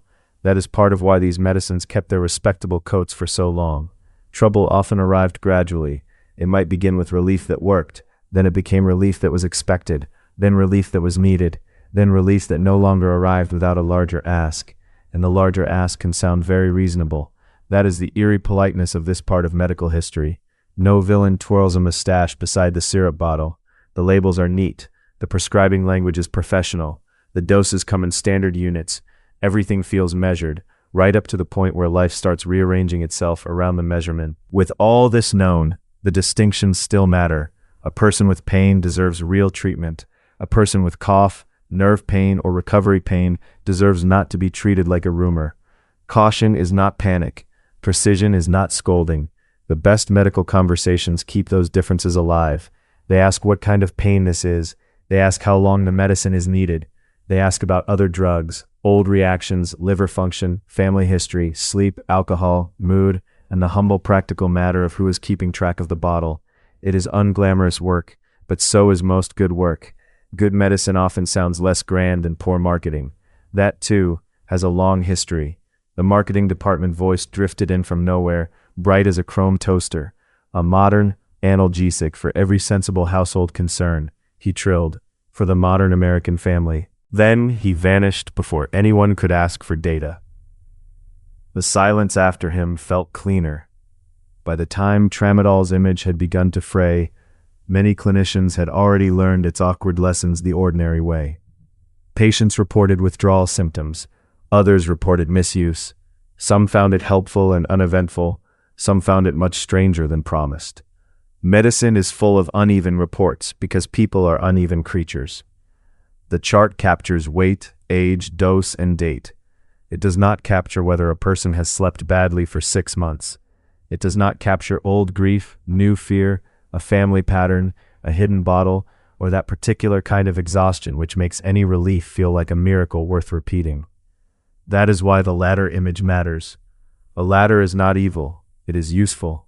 It lets a person reach what could not otherwise be reached, yet each rung changes height, balance, and consequence. Codeine was one of the first rungs many patients could meet without feeling they had entered the attic of stronger opioids. Tramadol offered another rung with a polished modern finish. It claimed a new design, and because it claimed a new design, people sometimes behaved as though old rules applied less strictly. The opioid receptor, however, remained unimpressed by branding. Receptors have no interest in brochures, though they would probably appreciate larger type. One more detail belongs with codeine before the bottle is put back. In some people, especially those who convert codeine to morphine quickly, the drug can be stronger than expected in ways that require real caution. In others, it simply does not help much at all. That unpredictability is not a side note. It is the center of the matter. A painkiller that behaves differently from one liver to the next is a poor candidate for easy assumptions. It can still be used. It can still be useful, but it asks for more respect than its sweet syrup manners once suggested. Tramadol asks for a similar respect from a different angle. Because it acts on opioid receptors and on serotonin and norepinephrine systems, it sits at an awkward crossroads. Its mixed mechanism is part of why it helps some people. It is also part of why simple labels failed to contain it. Not really an opioid turned out to be a house built on a narrow ledge. It stood long enough for guests to admire the view. Then the weather of real use arrived. Over time, rules changed, warnings grew, schedules shifted, prescribers became more careful, though not all at once and not everywhere. The old confidence did not vanish overnight. It merely learned to speak in more cautious fonts. The confident chemist returned anyway, with a newer brochure and an older smile. He opened his mouth as if to repeat himself. Perhaps even he felt the room had heard enough. He straightened the papers, coughed delicately, and left the sentence unfinished. That small silence did a great deal of work. Meanwhile, the patient still waits with the empty bottle. The headache is still moderate. The request is still mild. Do you have anything that is just a little bit stronger? It remains one of the most ordinary lines in all of medicine, which is exactly why it matters. The line does not prove addiction. It does not prove disaster. It proves need, expectation, memory, and the habit of looking one step upward when the first step no longer satisfies. Sometimes the right answer is indeed a stronger medicine, used carefully for a clear reason. Sometimes the right answer is not stronger at all, but the latter is now visible. That is enough for tonight. The cough bottle has stopped glowing. It is only glass again, with a label and a cap, and a little sugar dried into threads. Yet the room has learned to look at it differently, as one more object in the long history of how humans tried to negotiate with pain. Not all bargains are obvious at the start. Some are signed with a teaspoon, and so this stretch of the shelf settles into place. Codeine, old and natural and deceptively mild, sat in cough mixtures for generations, while the liver quietly translated part of it into morphine. Tramadol, newer and proudly synthetic, arrived wearing the word different like a badge polished every morning. Both were useful. Both were more than advertised. Both remind the drowsy student of medicine that categories are often arranged for comfort before they are arranged for truth. A bottle can look harmless. A tablet can look modern. The body, patient as ever, will still do its own accounting after the light is turned low. You can hear that low room now. Paper shifts softly. Glass reflects amber. Somewhere beyond the desk, the old building settles in its beams. The study smells faintly of dust, binding glue, and that trace of antiseptic, which seems impossible to remove from the history of medicine. On the oak surface, the bottles stand in rank and file. Some promise relief quickly, Some promise it safely. Some promise both with remarkable poise. The curious thing is not that people believe them. The curious thing is how much believing can be encouraged by a neat label and a calm tone. Is the dark side nobody likes to print in large type. Painkillers do not become complicated only at the far end of the spectrum. Sometimes the complication begins in the syrup. Sometimes it begins in the sentence, mild opioid. Sometimes it begins when a drug is called different, often enough that difference starts to sound like exemption. The shelf keeps its own quiet counsel. It has room for aspirin, for acetaminophen, for codeine, for tramadol, and for stronger things still waiting their turn in the shadows. Each has a place, each has a mechanism, each asks its own price, and not always where the label says to look. For now, the brown bottle can rest. Its role in the story is small only by appearance. It taught medicine a modest lesson in metabolism and a larger lesson in manners. A drug may enter the house as a guest with polished shoes and still belong to a very old family. A synthetic newcomer may insist on being unlike the cousins and still share the same eyes. The night does not rush to judge either one. It simply records a spoon, a cough, a quieted ache, a liver at work in the background, a request for something slightly stronger, a file gently closed at the wrong moment. These are the soft sounds by which a whole era can be understood. And if you let the lamplight blur a little now, the pattern becomes almost simple.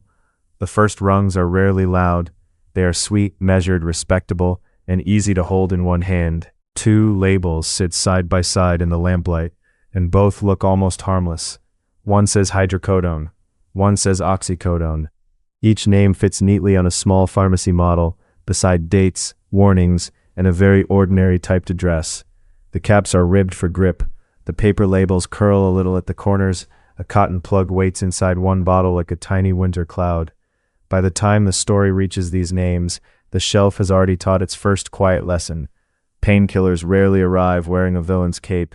They arrive looking tidy, useful, and fully prepared to help with a Tuesday. Hydrocodone and oxycodone belong to the middle of the latter. Stronger than codeine, they are still familiar enough to sound almost domestic. A dentist might send one home after a difficult extraction. A surgeon might write for a few days. A person with a back that has become stubborn and unkind might know the label by heart. Very often, hydrocodone traveled with a companion. It liked to appear mixed with acetaminophen in a single tablet. That meant one bottle held two separate promises. One promise dulled pain through the opioid system. The other worked by the stranger route discussed earlier, in that uneasy plain little pill. The tablets themselves were usually small. Many were white. Some had a scoreline down the middle, as if neatness alone might keep everything under control.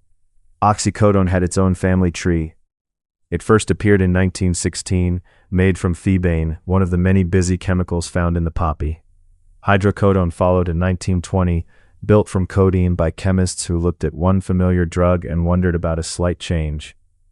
This is how much of drug history moves. Someone shifts a few atoms, then a whole century rearranges its medicine drawers. In the older papers, the tone is calm and tidy. There are formulas, trial notes, and the faint sense that everyone has washed their hands before writing. The confident chemist wanders through one such page, smooth as ever, and lifts a finger with that old serene air. He calls the new compound elegant, dependable, and of course, completely non-habit-forming. The oak desk seems to take that remark without comment. The bottles simply cast their long shadows and keep their own counsel. Hydrocodone and oxycodone work mainly by turning on the mu-opioid receptor. That phrase sounds complicated, but the action is oddly simple. A receptor is a docking spot on a cell, a drug fits there, then the cell changes what it does next. These mu receptors sit in several important places. They are found in the brain, they are found in the spinal cord, they are also found in the gut, which has opinions about everything. When hydrocodone or oxycodone lands on one of those receptors, the nerve cell grows quieter. It releases less of the signal that says, in effect, this hurts and I would like everyone to notice. The pain is not always erased. More often it is softened. It becomes less bright in the mind, as if someone turned a lamp down 2 careful clicks. That is why people often say the pain is still there, but farther away. The edges matter less. The body stops ringing the bell quite so hard. Oxycodone usually has a stronger pull at this level than hydrocodone. Both can relieve pain. Both can also bring a soft wash of ease that is not limited to pain alone. The same receptor system that lowers pain can also touch pleasure, comfort, and reward. Relief itself feels good. Quick relief can feel especially good. For some patients, that feeling is simply a warm quieting. The shoulders unclench, the jaw loosens, a room that felt too sharp becomes a little less demanding. For others, there is also a lift in mood. That is the part medicine often describes in cooler language than ordinary life does. The cooler word is euphoria. The warmer reality is a feeling that things are briefly easier than they were 15 minutes ago. That feeling matters because the brain notices it. The brain is a brisk little clerk with a pencil. It writes down what brought relief and files the note for later. You can almost hear the tick of that filing habit in the quiet study. It is softer than the wall clock, but much more persistent. Hydrocodone had a long life in combination tablets. Oxycodone also spent many years paired with other painkillers, first aspirin, then acetaminophen. Those combinations made practical sense on paper. Two drugs could attack pain by different routes. One pill looked efficient, modern, and pleasantly compact. They also hid a small complication. When a person needed more opioid effect, the companion drug came along for the ride. With hydrocodone and acetaminophen, that could quietly matter. Increasing the opioid dose also increased the acetaminophen dose, whether anyone wanted that extra passenger or not. The bottles did not announce this dramatically. They sat in kitchen cupboards beside tea tins and spare batteries, looking no more dangerous than a jar of cold cream. In the body, though, the main opioid work was still done by the mu receptor. That is where pain relief happened. That is where calm happened. That is where trouble began to make its bed. A little farther along the desk, 2 tablets lie on a folded leaflet, and their difference is mostly about time. One tablet is made to release its drug quickly. It dissolves, absorbs, and rises in the blood fairly fast. This is the immediate release form. The other is built to take its time. It may use a special coating, it may use a waxy or polymer matrix, it may release the same drug over many hours. That slower version came with a new rhythm. Instead of a dose every 4 or 6 hours, some patients were told to think in longer stretches. Breakfast and bedtime began to matter. Alarm clocks entered the chat in a very sober mood. The medicine schedule tried to look as reliable as brushing teeth. This part of the story is less glamorous than a chemistry breakthrough, but much more important. The shape of release changes the experience of a drug. Immediate release oxycodone can arrive with a sharper rise. Relief may come sooner. The peak may feel stronger. The fall may also come sooner. Extended release oxycodone spreads the same basic effect over a longer span. If the tablet works as designed, the blood level rises more slowly and stays steadier. That can be useful. It can mean fewer swings. It can mean less chasing of pain through the day, with each dose feeling like a small emergency. The tablets themselves often announce their seriousness through rules. Swallow whole, do not crush, do not chew, do not split unless the label clearly says otherwise. Leaflets repeated those rules in patient type. Pharmacists repeated them across counters lined with lip balm and cough drops. The tablets had, in this sense, a very fussy social life. Some long-acting pills even left ghostly shells behind. The patient might see one in the toilet and think the medicine had not worked at all.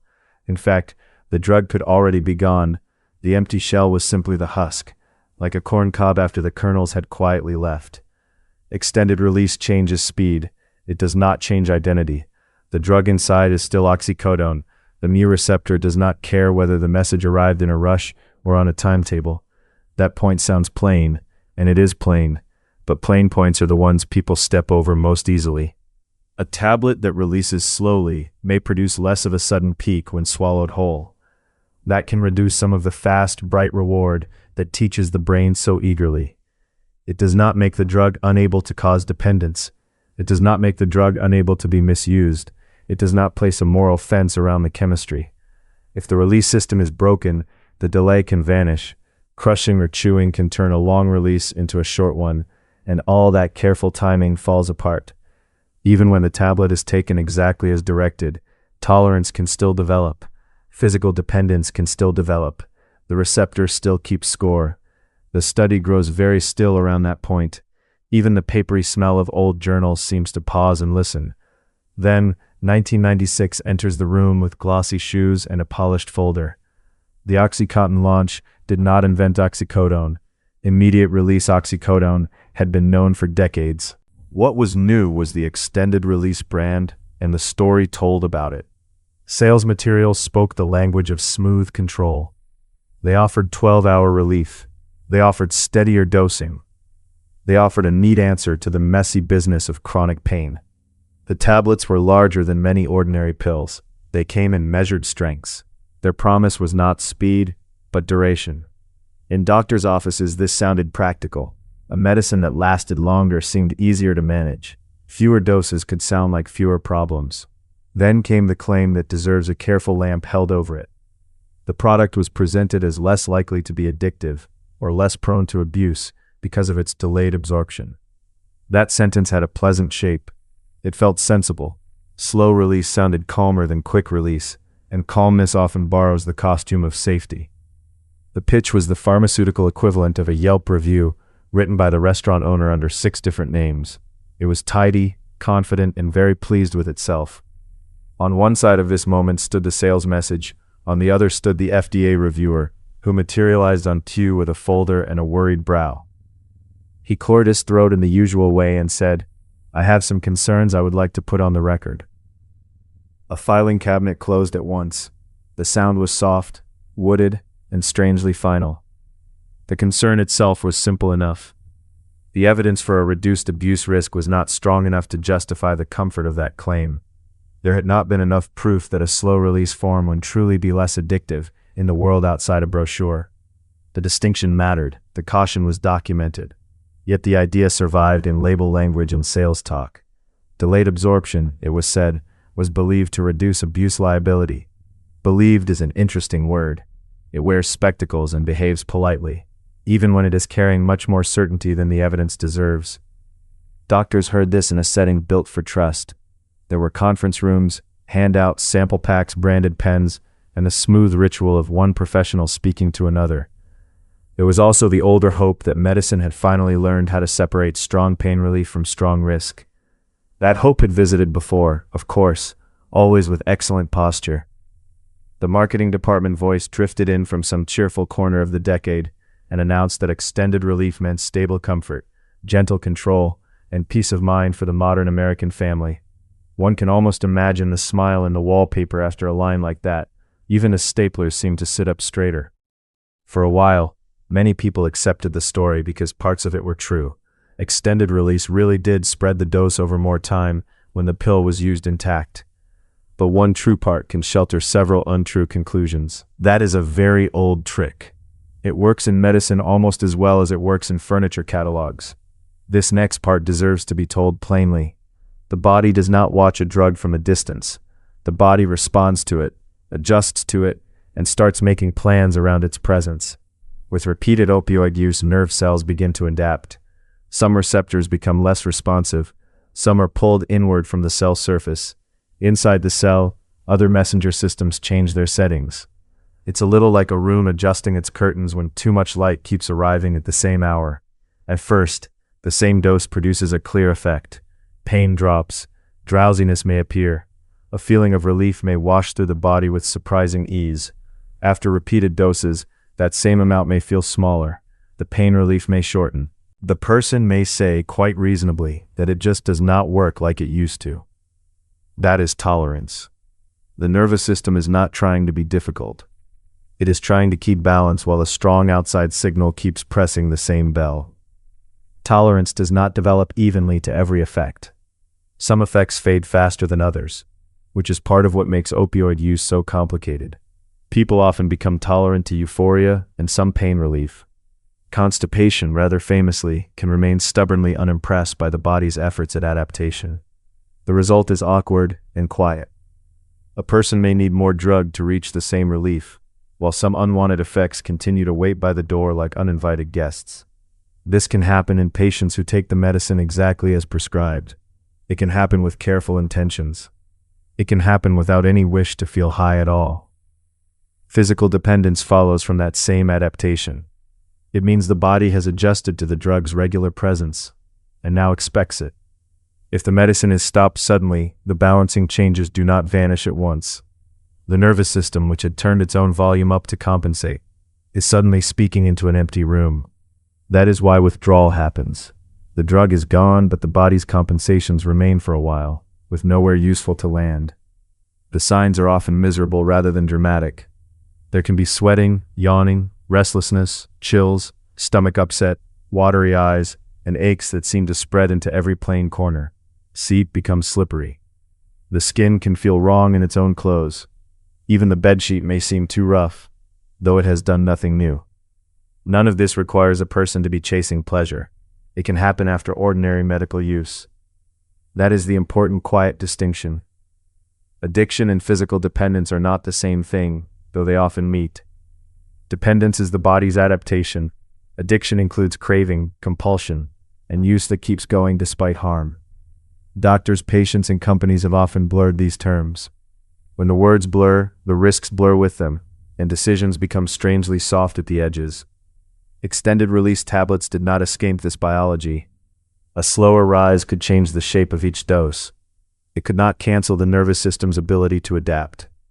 Taken twice a day, a long-acting opioid still presses the same receptor again and again. The cell still notices.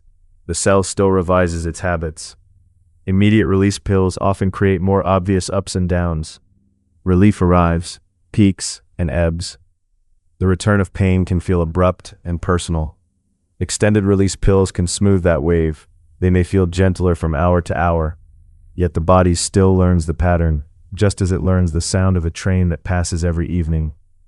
Sometimes the first hint of trouble is dull and administrative. The bottle runs out a little early. The refill date starts to matter more than anyone expected. Sometimes the patient says the pain now breaks through before the next dose. Sometimes the doctor responds by adjusting the schedule, the amount, or the formulation. That is not foolishness. It is often a reasonable response to a reasonable report.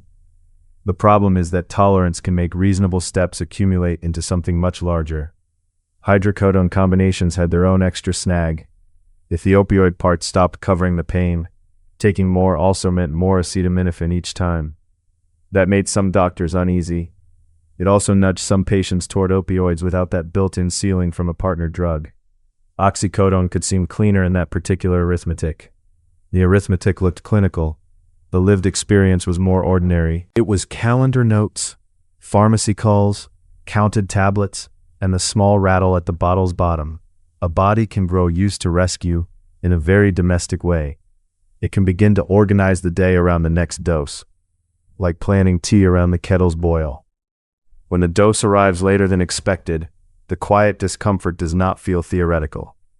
It feels like a room that has gone chilly after the fire drops. Doctors in the late 1990s were also working inside another pressure. Pain was being discussed more openly, and undertreated pain had become a serious professional concern. That concern was real. Many patients had suffered with too little relief for too long. A medicine that promised steady control fit neatly into that moment. So trust expanded. It expanded into office routines, refill habits, discharge papers, and familiar brand names. It expanded because the story offered convenience and compassion in one package. The difficulty was that the package also carried a very old chemistry. Mu receptor agonists do not stop being mu receptor agonists because the tablet has a better brochure. Back in the journals, the language grows more cautious as time goes on. One paper notes misuse. Another describes dependence. Another studies how people break the tablets meant to stay whole. The evidence begins to catch up, then to overtake. That is often how these stories work. First comes confidence, then come footnotes, then come many more footnotes. By now, the listener in the deep chair can probably feel the pattern under the words. A claim becomes a comfort. The comfort becomes a habit. The habit asks not to be interrupted. At the far end of the desk, the patient has returned, this time with a bottle that is nearly weightless. The label is creased from handling. The cap clicks with less authority than before. A folded leaflet sticks out from a coat pocket, like a forgotten receipt. They were told the long-acting form would keep everything even. They were told the schedule would be simpler. They were told in several calm fonts that everything was being handled. For a while, perhaps it was. Many people did feel real relief. That should be said softly and clearly, because meat stories are often false in both directions. Now the hours between doses seem longer. The good part wears thinner. Pain returns before the clock says it should. The patient stands at a counter that smells faintly of paper, hand cream, and printer toner. A little bell rings somewhere behind the shelves, and no one likes to admit how much power that sound can hold. They ask for a refill first. The words are polite. They have the dry, careful shape of someone trying not to make a fuss. Then comes the old line, a little slower now, and a little more tired. Do you have anything that is just a little bit stronger?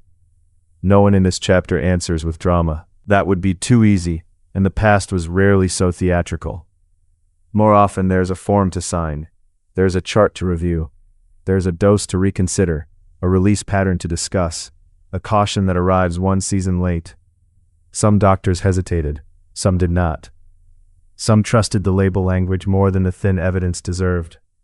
The FDA reviewer, one imagines, is still somewhere nearby with his folder, having learned the deep bureaucratic sorrow of being correct in writing. The marketing department voice does not entirely vanish either.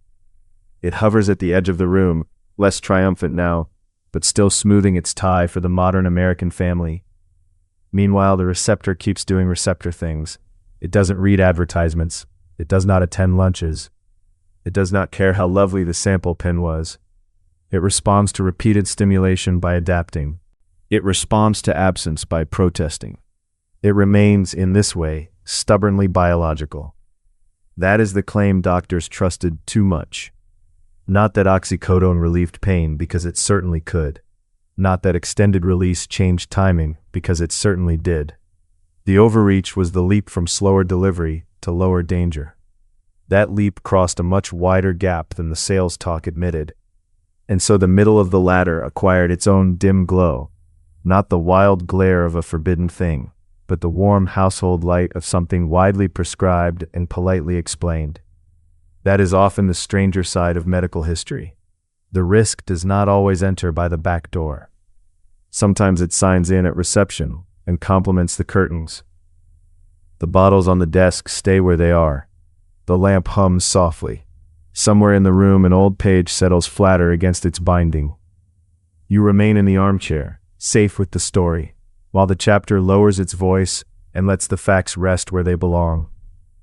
Hydrocodone and oxycodone relieved real pain. They also activated a system that could teach the body to ask for more. Immediate release forms came quickly and faded sooner.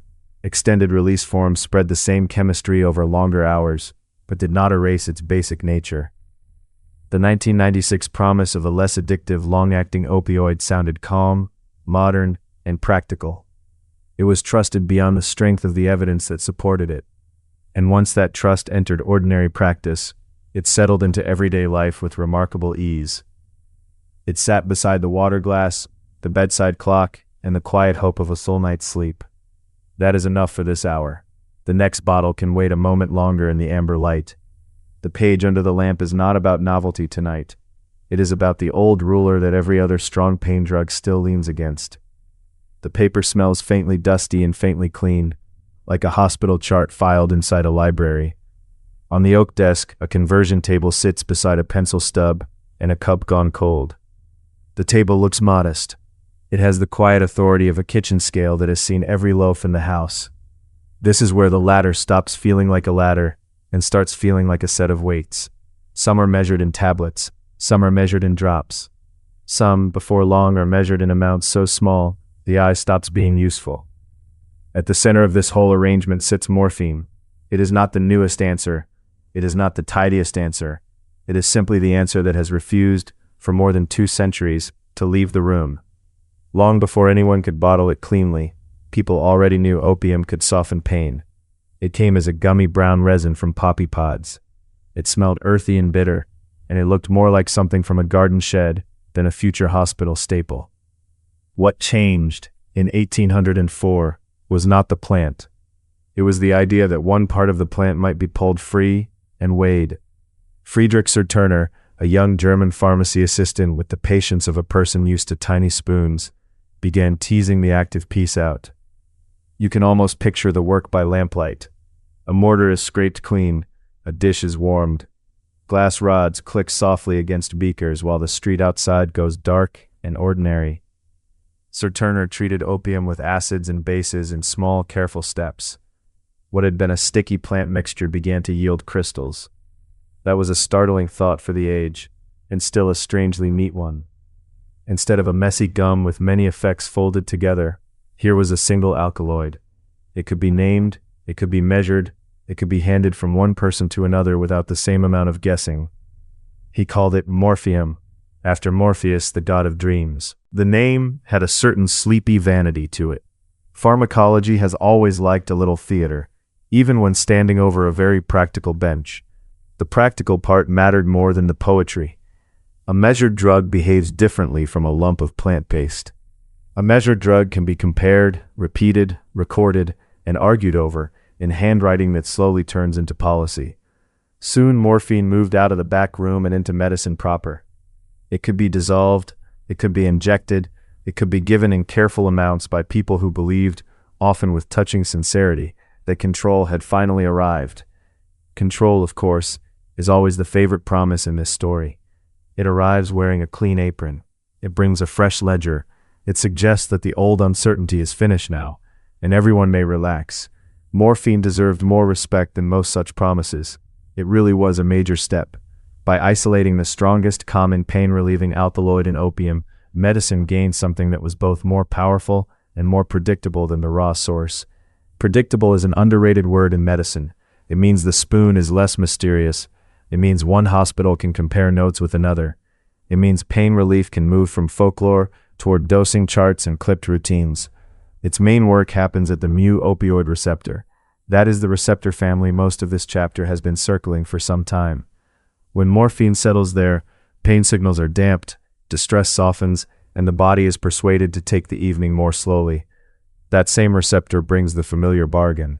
Relief comes with sleepiness. Calm can come with warmth, and even a little floating ease. The body also learns with inconvenient speed that it would not mind meeting the drug again. This part deserves to be told plainly. Morphine is deeply useful, and it also carries a high risk of tolerance, physical dependence, and misuse when exposure grows or boundaries blur. Both things are true at once. In a hospital, the truth of it can look surprisingly plain. A clear vial rests in a tray. A nurse reads the label twice. Someone writes down the milligrams with the same calm care used for fluid intake and lunch. In palliative care, the scene can be quieter still. A bedside cup sits on a table beside lip balm and folded tissues. Morphine may arrive as a tablet, a liquid, or a measured injection, and the goal is not drama but ease.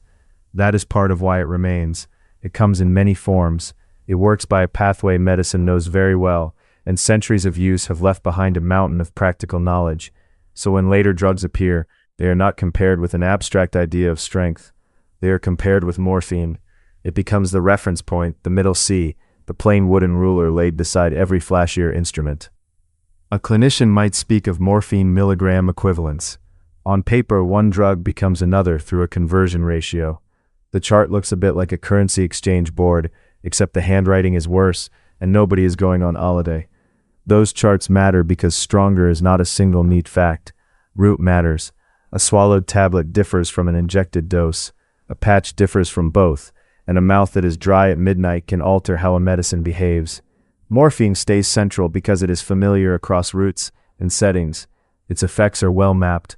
Its limits are well known too, which is not glamour but is often the better gift. In surgery recovery, morphine may be the first serious comfort after sharper medicines wear off. On the ward, its dose can be nudged upward or downward in steps that generations have memorized. It has the homely reliability of a kettle that whistles at the same minute every morning. Reliability does not make it gentle. The dose that eases one person may burden another. Kidneys matter, age matters, other sedating drugs matter, and the body's own history matters most of all. That history includes tolerance. Repeated exposure can make the same dose feel smaller over time. The receptor system adjusts, and the nervous system becomes less impressed by yesterday's amount. Physical dependence follows the same logic. though it is often muddled in conversation. The body adapts to the drug's steady presence. Remove it suddenly, and the body protests because its new balance has been disturbed. None of that makes morphine unusual among strong opioids. It makes morphine the standard example. When doctors teach, measure, compare, and worry, they often begin here, because here is where the map is clearest. The patient appears again near the edge of the desk, more polite than alarming, with a wrinkled paper bag and tired eyes. There is a pause. Then comes the now familiar question, gentle as ever. Do you have anything that is just a little bit stronger? Medicine, being medicine, did not hear that question once and stop. It heard it for decades. It answered by taking the morphine idea and polishing the molecule like a locksmith adjusting an already serviceable key.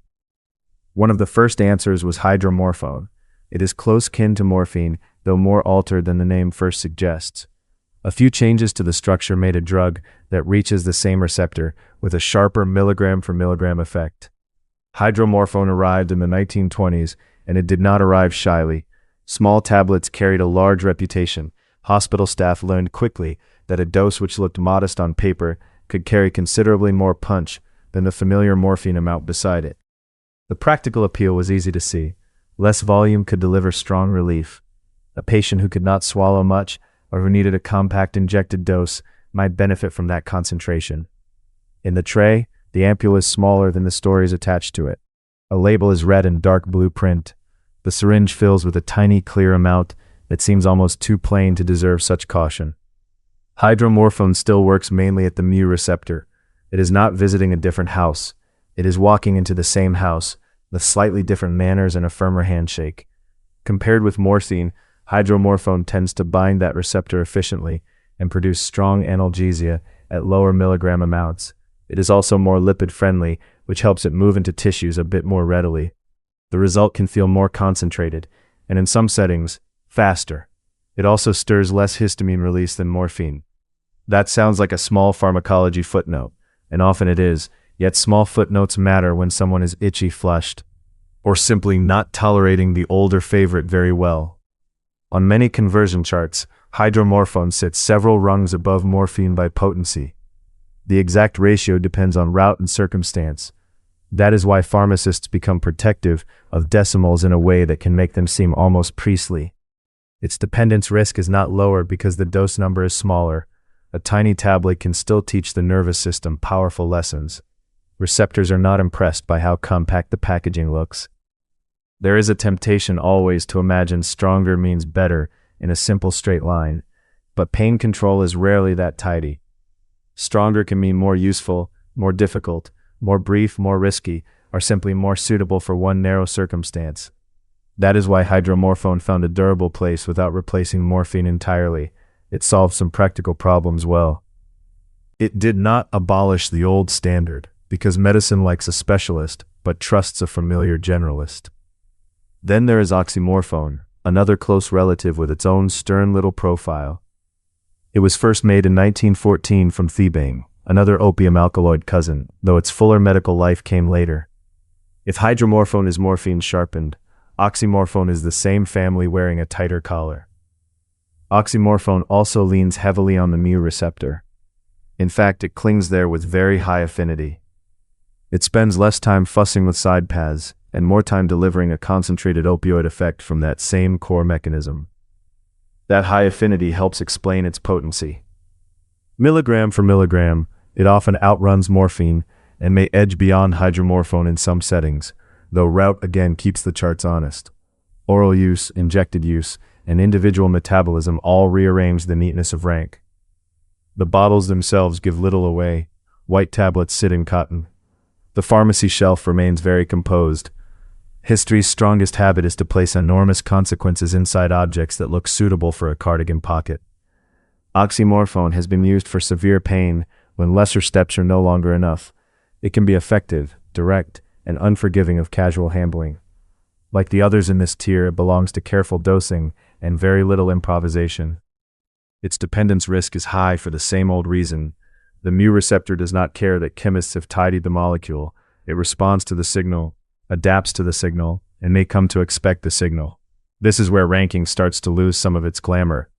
Morphine, hydromorphone, and oxymorphone can be lined up on charts with ratios and notes. Yet the lived reality is often about context, not triumph, and about fitting a drug to a body rather than crowning a champion. Still, humans do love a league table. The late-night reference books certainly do. Their pages offer columns of equivalents in tiny print, as if pain might be handled by the same spirit that organizes cutlery drawers. Morphine remains the center of those tables because it is the common language. Hydromorphone is often translated back into morphine terms. Oxymorphone is translated back the same way because the old ruler still sits stubbornly in the drawer. Even the side effects return in familiar form. Sleepiness, slowed gut movement, nausea, and slowed breathing remain part of the package. The wrapping changes. The contents are not as novel as their brand names once hoped. The marketing department voice clears its throat somewhere in the distance, surely preparing to describe a very strong semi-synthetic opioid as tasteful and forward-looking for domestic life. Mercifully, a cabinet door shuts before the sentence can finish, and the room settles again. By now, the shelves have taught a quiet lesson. Once a drug reaches this tier, the chemistry can be elegant, while the margin for care becomes very small. Beauty in the molecule and trouble in the dose often live side by side. That lesson sharpens further with fentanyl. The glass vial seems almost too modest for the reputation that follows it. Its label uses micrograms where earlier drugs often used milligrams, and that alone changes the whole feeling of the page. Fentanyl was first made in 1959 by Paul Janssen and his team. It belongs to a synthetic opioid family that is not simply a poppy cousin polished brighter. Its chemical shape is different, and so is its practical behavior. Like morphine and its close relatives, fentanyl mainly acts at the mu receptor. The difference is in potency, speed, and movement. Fentanyl is highly fat-soluble, so it crosses into the brain quickly and can act with remarkable speed. That speed is not a party trick. In anesthesia, it is deeply useful. A drug that acts quickly, predictably, and in tiny volumes can be paired and timed with unusual precision. In an operating room, small things matter more than they do in ordinary life. A few milliliters here, a few minutes there. Labels are large, lines are checked, monitors glow, and each person in the room wants the drug to do exactly one job at exactly one time. This is why about 100 times as potent as morphine is not merely a frightening statistic. Inside controlled care, it is a feature. Potency means less liquid, smaller syringes, rapid effect, and less clutter in moments where clutter is unwelcome. A very strong drug in a tiny volume can be a gift during surgery. It can be pushed in careful microgram doses. It can be blended into anesthetic plans without requiring bulky amounts or long, slow waiting. Fentanyl also tends to cause less histamine release than morphine. That may help with stability during procedures. In this tier, the quiet practical advantages often matter more than the grand reputations written about them later. The rooms that use fentanyl best are full of habits. Labels are color-coded, wasted amounts are witnessed, pumps are checked and patches are counted, because no one there is under the illusion that the molecule is forgiving.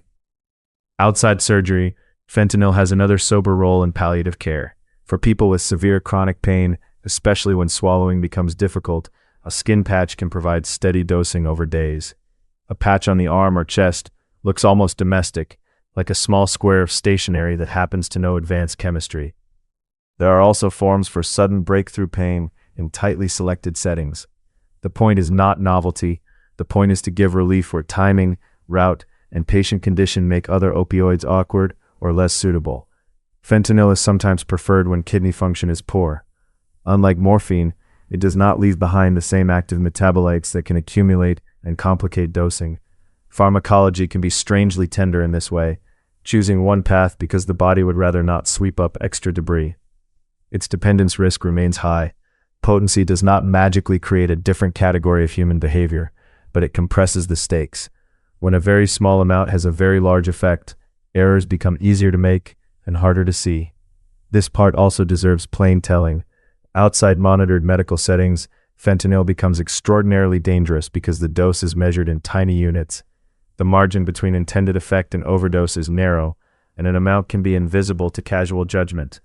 A grain of sugar can be seen and compared. A microgram dose cannot be eyeballed with that kind of homely confidence. The kitchen instincts that serve soup and tea are useless here, and the body pays for that mismatch. That is one reason fentanyl has reshaped the darker side of the opioid era so profoundly. It is compact, strong, and easy to move in small quantities. Those are virtues in an operating room, and hazards almost everywhere else. When it appears mixed into other street drugs, the old visual cues fail badly. Powder does not announce its exact contents. A tablet can borrow the shape of something milder, and appearance becomes a poor guide, like judging winter weather through thick curtains. None of this makes fentanyl evil in itself. That word would be too lazy for such a precise tool. It makes fentanyl a drug whose usefulness depends, with unusual strictness, on setting, measurement, training, and control. That is why surgeons, anesthetists, and palliative care teams do not speak of it only with fear. They speak of it with respect.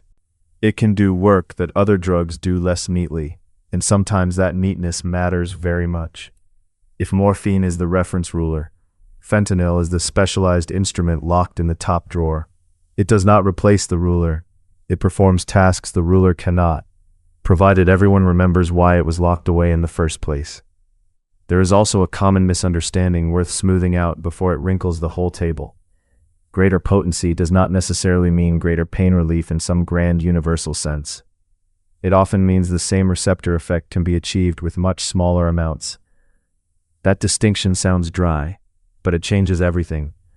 A drug that is 100 times as potent is not 100 times more humane or 100 times more dangerous in every circumstance. It is simply far more concentrated in what each tiny measured amount can do. An anesthesia cart makes this visible in an oddly domestic way. Syringes lie in neat rows, tape flags carry names in block letters, and the strongest among them may contain the least visible fluid. History does adore a quiet contradiction. Beyond fentanyl, the scale keeps going, though it begins to feel almost impolite. Chemistry, once it learns a receptor well, can keep pushing. The numbers grow so large that ordinary comparison starts to lose its natural footing. Carfentanil sits out near that far edge. It is an extremely potent fentanyl relative measured again in micrograms, but at a magnitude that places it well beyond routine human pain care. Its usual pharmacological context has been veterinary use for very large animals, where immense body size changes the dosing logic. This is not because stronger is somehow nobler. It is because certain bodies and certain tasks call for very concentrated effects under tight control. Carfentanil marks an outer boundary more than a destination, a warning sign at the end of the road rather than a cottage worth visiting. On the page, the name almost looks ordinary. Ink is wonderfully democratic that way. It lets aspirin and carfentanil sit in the same typeface, as if both might be found in the same kitchen drawer beside spare batteries. At this extreme, the idea of receptor binding becomes almost too successful. The mu receptor is engaged with enormous efficiency. The practical result is not a superior everyday painkiller, but an agent whose potency belongs to very special handling, and almost nowhere else. Here the humor can rest for a moment. The historical pattern is too clear to decorate. Whenever medicine or industry says a powerful drug is safe because responsible people will obviously use it responsibly, the filing cabinets begin to look overworked. Even so, it helps to keep the scale humane and comprehensible. Think of a recipe moving from cups to teaspoons to pinches, and then to amounts so tiny that the recipe stops belonging in a home kitchen at all. That is what this end of the opioid spectrum feels like. Fentanyl remains inside human medicine because its potency serves real clinical needs. Carfentanil mostly serves as a boundary marker, showing how far the pharmacology can be pushed. Together they reveal that stronger eventually becomes less about comfort and more about handling. All the while, morphine continues to sit in the middle of the desk like an old brass weight. That is the curious part. After all the invention, all the chemical tweaking, and all the modern labels, the profession still comes back to the 1804 breakthrough to make sense of the rest. A resident writing orders may convert a hydromorphone dose into morphine terms. An anesthetist may think of fentanyl potency in relation to morphine, even while using a very different tool. The old reference standard survives because it keeps the language shared. That shared language matters when people hand over care at 3 a.m. It matters when a chart must travel from one hospital to another. It matters when a dose needs to be reduced, switched, or explained without poetry. And yet the old standard has its own darkness. Because morphine feels familiar, it can appear almost gentle by comparison with the newer giants. Familiarity is comforting in a library and less reliable at the bedside. The same is true of hydromorphone and oxymorphone in their own way. A small tablet can seem modest. A short name can seem manageable. Meanwhile, the receptor hears only the signal, and the body keeps its own patient records. The patient returns once more, now with the apologetic air of someone asking for a stronger reading lamp. The words arrive softly and almost with embarrassment. Do you have anything that is just a little bit stronger? By this point, the saddest answer in pharmacology is that there usually is. There is often something stronger, smaller, faster, or cleaner. The shelf is rich in escalations and poor in final solutions. That is why careful pain medicine is less about climbing forever than about matching. Match the pain, match the route, match the body, the setting, the timing, and the risks that travel quietly beside relief. The late books on the shelf know this, even when old advertisements did not. Their pages are dense with equivalence charts, kidney notes, patch instructions, and warnings about mixing sedatives. It is not thrilling material, but then neither is a seatbelt, and both have earned their place. Somewhere near the back of one volume, the confident chemist appears one last time in the imagination. He smooths his cuffs. He glances at the ranks above morphine, at fentanyl, and at the distant edge, where carfentanil waits like weather over open water. He opens his mouth. Nothing comes out. For the first time, there is no serene assurance about habit, no polished phrase, no tidy claim that chemistry has solved appetite itself. He nods once to the lamplight, perhaps a little older than before, and slips quietly from the room. That silence is oddly fitting. At this tier, even the salesmanship begins to thin. Precision remains, utility remains, but the old cheerful overconfidence has finally met a set of molecules too serious for its usual patter. You sit deeper in the armchair, while the paper edges cast soft shadows. The study is warm. The apothecary bottles on the shelf look harmless again, which is one of their oldest tricks. What lingers from this chapter is not simply that some opioids are stronger than others. It is that strength changes meaning as the scale climbs. With morphine, strength became measurable. With hydromorphone and oxymorphone, it became concentrated. It became a matter of setting so strict that context merely counts as an ingredient. And still the whole structure rests on the same receptor, the same old human wish, and the same narrow line between easing pain and inviting dependence. History did not solve that line. It learned to print cleaner labels for it.